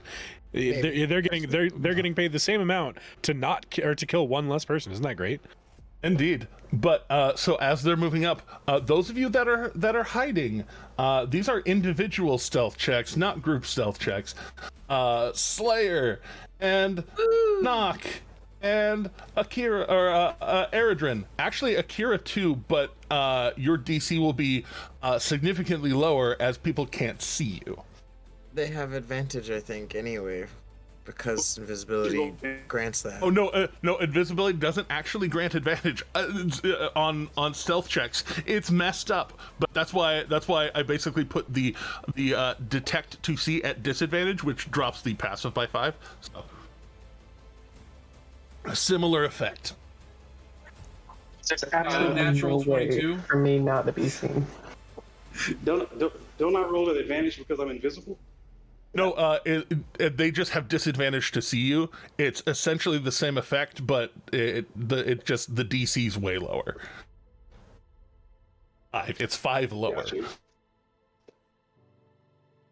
Yeah. Oh wow, you're right. Yeah, huh? You can put a Yeah, concentration. I know. icon I've had to with the torture one the away. rules for a lot of things. That's wild. Okay, all right. Just a heads up for RJH. Luca is concentrating on that invisibility, so I do have concentration going. Copy that. Oh, yeah. Let me do the roll. Hey. Oh. Yeah, there it is. Boy. Oh, the I'm boys. screwing this up. Yeah, the boys are so stealthy. We'll get to it. It's fine. I do find it funny that your natural 20 is It's my the same as your +7. Yeah. is my I got a what did I get, like a with that roll? 15. 18, not an 18, but 15. Yeah. All right. 15. So, Akira, So, stealth. That's a 23. that is a 23. Oh, woo! oh, it's And such I'm a really stealthy just screwing this party. Well, we'll see. Slayer and the monks. So how it's going to present for how it's going to present for you, Eredrin, is rest of them are going to have a certain amount of advantages from being more stealthy. You will not. When it pops off, you are going to be very obviously there when it pops off. I can do that. I'm fine with that. Yeah. So, yeah, as they roll forward, you see Gellin kind of tap Remdena on the elbow, and as the cart starts to slow down, she's pulling on the reins and then casts a very quick spell that kind of targets herself, and a ripple of energy kind of washes over her. And Gellin starts to dismount, and his two buddies start to dismount, flanking him on either side. There we go. Not the whole thing, just the boys. There we go. 1, 2, and 3. And they start walking forward. With them getting off the cart, Spork entirely just like slides up and just kind of parks his butt. And 3 of them start walking forward, and you kind of see Gellin kind of smiling a little bit. You brought a negotiator. Fair enough. Go ahead. We were, as far as I knew, we were going with the original plan, which was I was actually gonna I didn't mean to release that. I meant to bum rush them when they were like within 50 feet of me. Okay. Because that was you're just gonna pop it off. Okay, I'll reverse the clock. That's fine. Sorry. I'm with it. Yeah. No, you it was said by all Cunningly comes in. By all means, yeah. That's what would have happened, except you are just popping off the surprise round. Yeah. So you're gonna pop up. You're gonna episode of Dice Soup brought to you by Retconningly. My favorite NPC. Oh, Akira, I didn't hear. What was your initiative? One more time. 14. 14. Okay, and I'm gonna drop it into order real quick. It should have at least come through Beyond, if. Yeah, it did. It did. I'm just blind on a different screen. Brett Connolly was my favorite actor in Star Trek. Indeed. So did a lot of work on that show. So in the surprise round of surprise, because this is somewhat a surprise, Remdena still being nudged on the elbow to cast that spell on herself on the way up. It wasn't that far forward, but basically she's starting to cast a spell on herself, and with the surprise round, Luca, they don't suspect you. Is there anything that you do as you basically all of this happening at the same time? We already know what Slayer's about to fucking do to this problem. So Slayer just breaks out of the bushes and just starts bum rushing. What are you gonna do? Well, I'm actually too far away to do much of anything. Maybe act surprised. I'll say this is full turn. Y'all are getting a full surprise round on them. Each one of them, as their initiative goes by, their surprise drops. And so things that would surprise them no longer get the bonuses of surprise.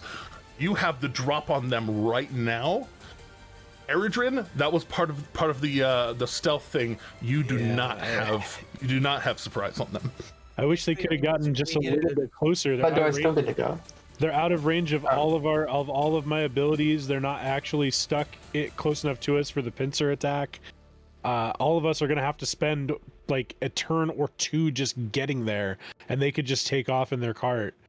Because flipping the cart is a Herculean task. Damarin is very strong, but I don't know if he's gonna do it. We're gonna find out. We're gonna find out together. It's a size larger when determining this stuff. Yeah, so exactly. Amazing. Yeah, he's really literally glad that Ro has that crazy. Literally a half giant. But yeah, even if I did, but like we get a full round before they get to do anything. We'll get a full round of turns, and then it'll be back at the top of your turn again. It'll be back top of the round is going to be back to you to be able to do something else. So right now you have an opportunity to position yourself, to get yourself in a better spot, inspire somebody, before things happen. You have a full round before they can act. Yeah. Well, if I am I able to do anything, like could I potentially give inspiration if I can get close enough? Could I give inspiration to Damarin for this task of trying to flip the carriage? What's the speed and range? I'll say considering my the thing that I just added to my my homebrew of holding a reaction or holding either an action, a movement, or a reaction. It's no. Or a bonus action rather, so you can hold your bonus action for when he's about to do it and pop it off, and that will, nothing else is going to happen. DM telling you to player, nothing else is going to happen against you until the end of your next turn. So using your reaction in this way will be helpful. Sure, And then that's what I'll do. What's the Nice. range on inspiration? I think it's 60 60 feet. So I'm 60 close yeah, enough. he needs to Dash get. and do it. Yeah. Oh no, he dashed to here, and he'll be able to do it. I just wanted to I'm gonna do it right reinforce as you. I'm gonna do it Yeah. right as you go to do it, so that it's not like I'm not giving them any forewarning that you're gonna do it. I'm getting closer. Like they might see a concerned look in my eyes or something, or I might just be running forward to meet them. But then all of a sudden, their world's gonna rock, and I'm gonna give an inspiration to Damarin when that There happens. it is. Okay. All right. Yes. Yep, that should be good. All right, and all for me. as I begin to remember to actually roll Atticus into the initiative, seeing you move forward, this is where the look of Eredrin with a fucking like thoroughly compound bow starts to step around, and Gellin very suddenly starts to kind of look concerned, and this is where he begins to try to prepare for battle. Nock, you have a moment. You have stealthiness. Filthiness. Stealthiness, yeah. Yeah, I'm gonna. Well, first off, I'm gonna, I guess, just move myself at least 45 feet over here. Which, well, let me make sure I did that right. Let me make sure I measure that right, because I had the spot and then I lost it. So 45 feet this way. Good night. Stop grabbing it and do the measurement thing. Like. Oh, you can grab your token, right there. click while you're still grabbing your token, and you can do the move. Oh, really? Yeah, kind of like this. That's hard to do on laptops, though. I marked. That's okay. That's okay. Oh, I see. Okay, yeah. So I was gonna go But, yeah. 45 feet, like roughly here. 45 feet to roughly here. Okay. Oh, well, Yeah. let me Here. see. I got the spot. Yes. Yes, thank you. I could not get my computer to cooperate. I hate my computer, if anybody doesn't know. So Hashtag. now they are outside of 60-foot range for my attacks. If you bonus action key point to dash, they will be nowhere outside of your range. Yes, exactly.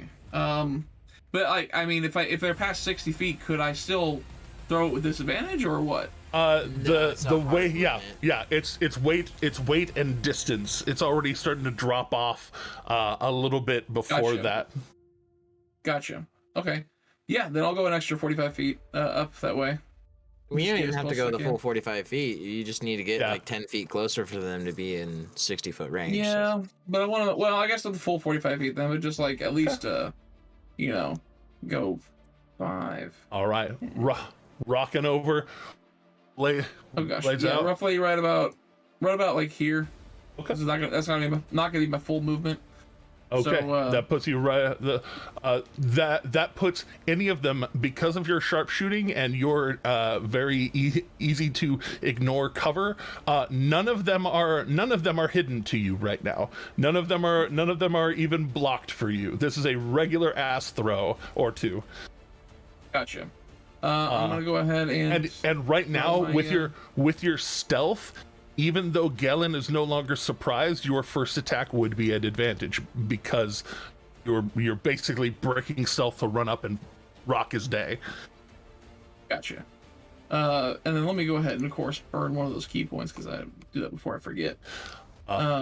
In addition to that, you also new sharpshooter who dis, you got it, and we haven't had much combat since then. You can take a -5 to do +10 damage. Yeah, you know what? I'll go ahead and do that. Because you'll have -5 on my hit. You'll have advantage on him with the first throw, and then you'll have advantage on any one of the others on your first throw against them as well. Yep. All right. Well, if I can actually get it pulled up here, come on. There we go. All right, so 1 going on Gellin with advantage, right? With advantage, yeah. That's a dirty 20. That is a dirty 20, even though Which he's makes wearing it a 15. Oh, right, sharp shot. Yeah, take a -5. So with that, a reminder, also new abilities to this. You have an ability to burn ki, a certain number of ki. Each point that you burn, you get 2 points of addition to your throw. Okay. So, would you like to, and how many would you like to burn? You know what? I'll go ahead and bump that up to a 19. Burn 2 key points. Okay, so as it flies forward, God, you're the most dangerous thing on 2 legs right now. You go running forward, and just seeing him, you kind of channel all of your just absolute, like, the terror that you've had. It's like stage fright, but channeling it into focus. And 19 will hit, even though he is wearing plated armor. It is that's a 19. It's a 19. So that's 16 points of damage, right? Yes, because it's gonna add 10 to it. Yeah, 16. Jiminy fucking Christmas, that's so good. So that's stabs into him. Focusing fire on him, or you switch it to a different one? Then I'll go ahead for the one that's right in front of Slayer. The fucking Charlie. I don't know. Fucking Charlie. Yeah, that's Charlie. I'll attack on him then, and then go for that's my second attack. And then let me see here. That's 1. Do I get advantage on this one too? I forgot. Yes, you get advantage on this one too. Yes. Okay. I'm not sharpshooting that one. I'm not dipping the points. I am just gonna go ahead and will a 16 hit. All right. So you go towards him, and in this way that is just, it's upsetting because you really want to just stab him in the throat, but he kind of, like, being surprised, he turns and sways kind of backwards a little bit and just has that oh fuck, and is becoming aware of problems. Yep. Okay. Yep. That is my action, and I've used my bonus action, of course, already. So, and my movement. So that is all I got right now. All right, it's Slayer time, baby. All right. So for my first thing here, I'm gonna try to grab the, like, bottom edge of the cart and sort of just, like, upend it, like, sideways. Are you doing anything before you do that? Bonus action. Yes, bonus action. I'm going to rage. All right. Bonus action rage, dashing forward. Ooh, just stomp, very, very disturbingly large stomps. You still like 1.5 feet at least taller than this orc, and just go ahead and with advantages, go for the flip. You hear that? No, wait, That's God calling. Yeah, do you hear that? It's the sound of redeeming a set of bonus points from the things in the chat before you roll. I do hear that too, actually. Yeah, I think I'll go ahead just take that +5 that Teddy gave us again earlier. Fuck yeah, let's go. And Betty, check your gift off the list, boy. And what's the inspiration die? D8. It's a D8, yeah. D8. Okay, all right. So we're gonna go ahead and tack that on Roll that. That's pretty Oh, good. yeah, you but are. What do we Oh, get yeah, you with are. with the D8 there? That's a so 30 total. Oh, wait, what was that? 35. I'll say, did you already add in the other 35. plus 5? Yeah, no, 35. A total. Herculean task it fucking is. And if I can't do that continued, like, what's attached to the horse? Never mind. We'll see where this goes first. Oh yeah, well we're gonna see how attached to that horse it fucking is here in a second, because now it's time for this the strength save, and because you are classified as a larger creature, it is not made at advantage.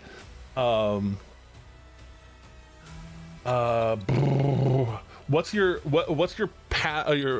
your regular athletics is 10, so your passive quote unquote would be 20? Yes, passive is 20. Okay, then that gives me a note to work with. 19. It does not get separated from the straps, and is going to ride. It is going to ride that train all the way to the ground. But like it's actually like breaking and bending this works that are hooked up to it. So it's basically laying down. It's not running anywhere anytime soon at this moment. Okay. It's essentially below arrow shot line. Great bit of cover if it's up, a great pile of panic if it's standing up. Right now it just got forced to the ground. And I threw it on the ground. And I threw him on the ground. Also putting the prone condition on the cart. That's so much fun. Now Remdena, hers can be dexterity to try and get out of the way. Or be flipped over. Oh, dude. Okay, so she was able to at least. She is going to be able to at least jump off and not be thrown to the ground. Actually, question. Yeah. When I'm raging, I have advantage on these things. So would my passive actually be 25? I'm just gonna go off of the numbers. It's a 20 is a significant DC. It is. Yeah, so she's not jumping all the way to there, but I just need her out of the way while I'm about to move the cart, because you're going to physically fucking yeet that cart off road. Then let's go for. Point of fact, I am actually I want to keep my grip on the cart after I've upended it, because I have plans for the cart. Oh my god, I'm scared.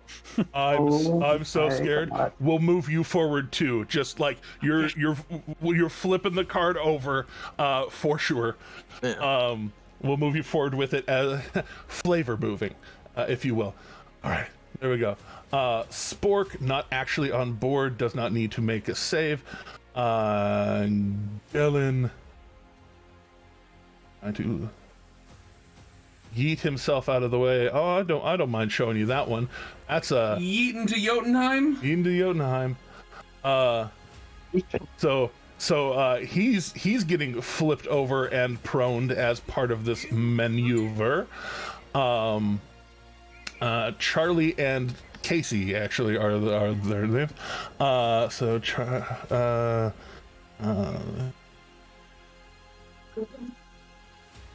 Do they have? Yes, they do have proficiency in that save. Oh no! If I roll it public, you'll actually get to see a spoiler, so I can't do that.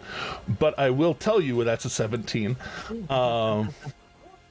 And I will tell you the other one is only a 19. Rolled good, not good enough. So Charlie, here we go. It's part of your whole thing. So basically flipping it this way, don't grab them all again. There we go. Just Charlie. So Charlie getting flipped and dumped onto his boss. His boss getting dumped on and Casey falling over. All three of them, this like pile of man, if you will. All right. For my second attack. Or your second attack.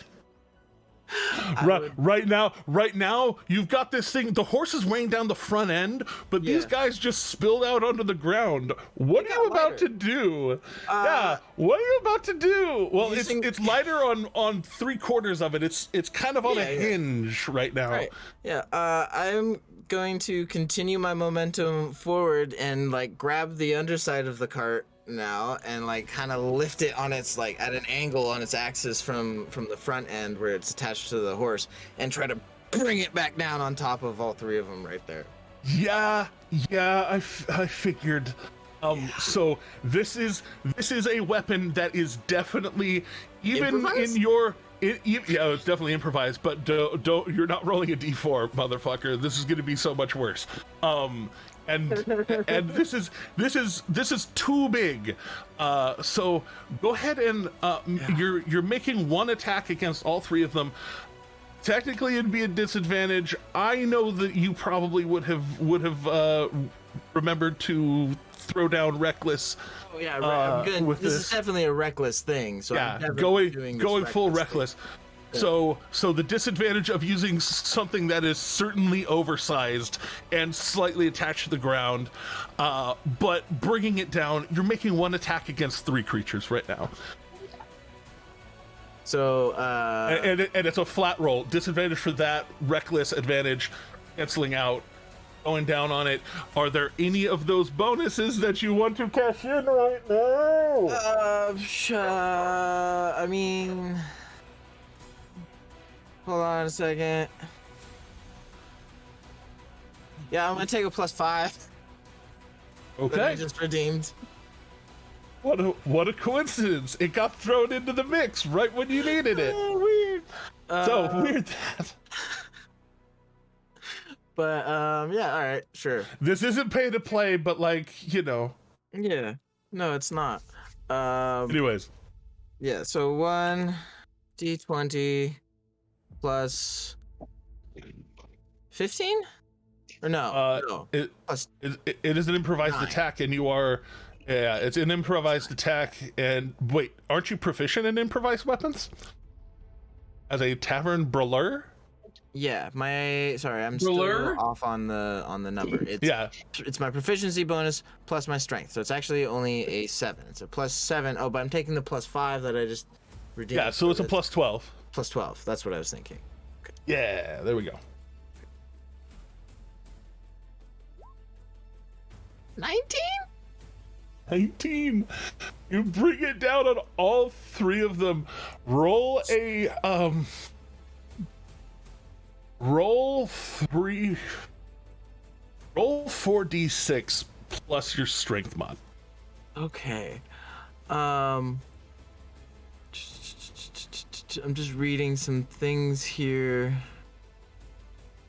This is an improvised melee weapon attack, yes? Yes, this is an improvised melee weapon attack that its ice damage is being modified to 4d6 right now. Right, I was just making sure for wordage reasons. I would like to smite. Oh my god, you can channel that into one of them. So basically you're putting all of that force into one. Okay, all right. I will. And the others are getting tertiarily damaged by AoE, basically. All right.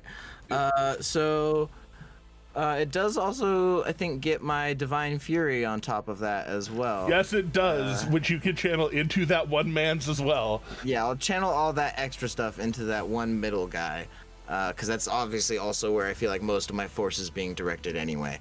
So right. We're gonna do, it's 2d8 plus the Divine Fury is, where's the Divine Fury? Is a d6 plus 2. Okay. Wait, is it? Oh yeah, it is. Yeah, no, that's right. So okay, once again, all the dice I'm rolling. What level smite? Level 1? Yeah, just Oh, the of one course. I have right now. So it's 2d8 plus 2d8. all the other divine fury. RJH. I'm redeeming a wild magic surge on that smite. Oh, ho, ho, ho, ho, ho, ho, Oh boy. ho, ho, ho, ho. Come on now. No. And I'll Come give you on till now, next here we session to go. think about it because Teddy's got a hard out in 2 minutes. Yeah. Well, Yeah. we're gonna hard out Teddy in 2 minutes. This does not take long for me to find because I know right the fuck where it is. So I hope it's The good. dice I'm rolling though, like from the cart. What was it again?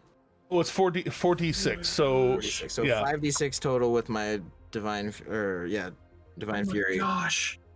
Plus 6. No.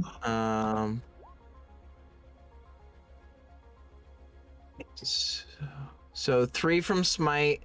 We'll call one of the d6s is from the divine fury. I'll let you pick which. Okay. And then plus 4 extra damage to the guy in the middle because I'm also raging. I forgot to put in the rage Indeed. damage. So it's actually plus 8 at the end there. Grand total 24. 24 on the big man in the middle. All right, and the other two, let me remember what they do. They take 17, I believe. Yes. Now they have a cart on top of them. Are they restrained? Oh wanna see what this wild no! magic surge Oh can do. no! You're about to fucking free that horse. Because as you smash this thing down, it's a pile of rubble. Them getting up will take their full movement to stand up. They won't. Basically, they'll have to like get their own space there. But besides that, I'm gonna redecorate for that to be a pile of fuck off wood. As you bring it down, you did all that damage to the cart too. The cart's strong. The cart's not that strong, and you notice like it still hurts the other two guys, but they seem to shake it off a little bit better than the boss in the middle. So here we go. That's that number and that number to those two. But also, just what's your insight? I know it's not great, but it might be enough. Mine? Yeah. 11. Okay, that is enough for you to recognize that when that divine energy smashes Gellin in the middle, the other two have a moment where they recoil violently from that.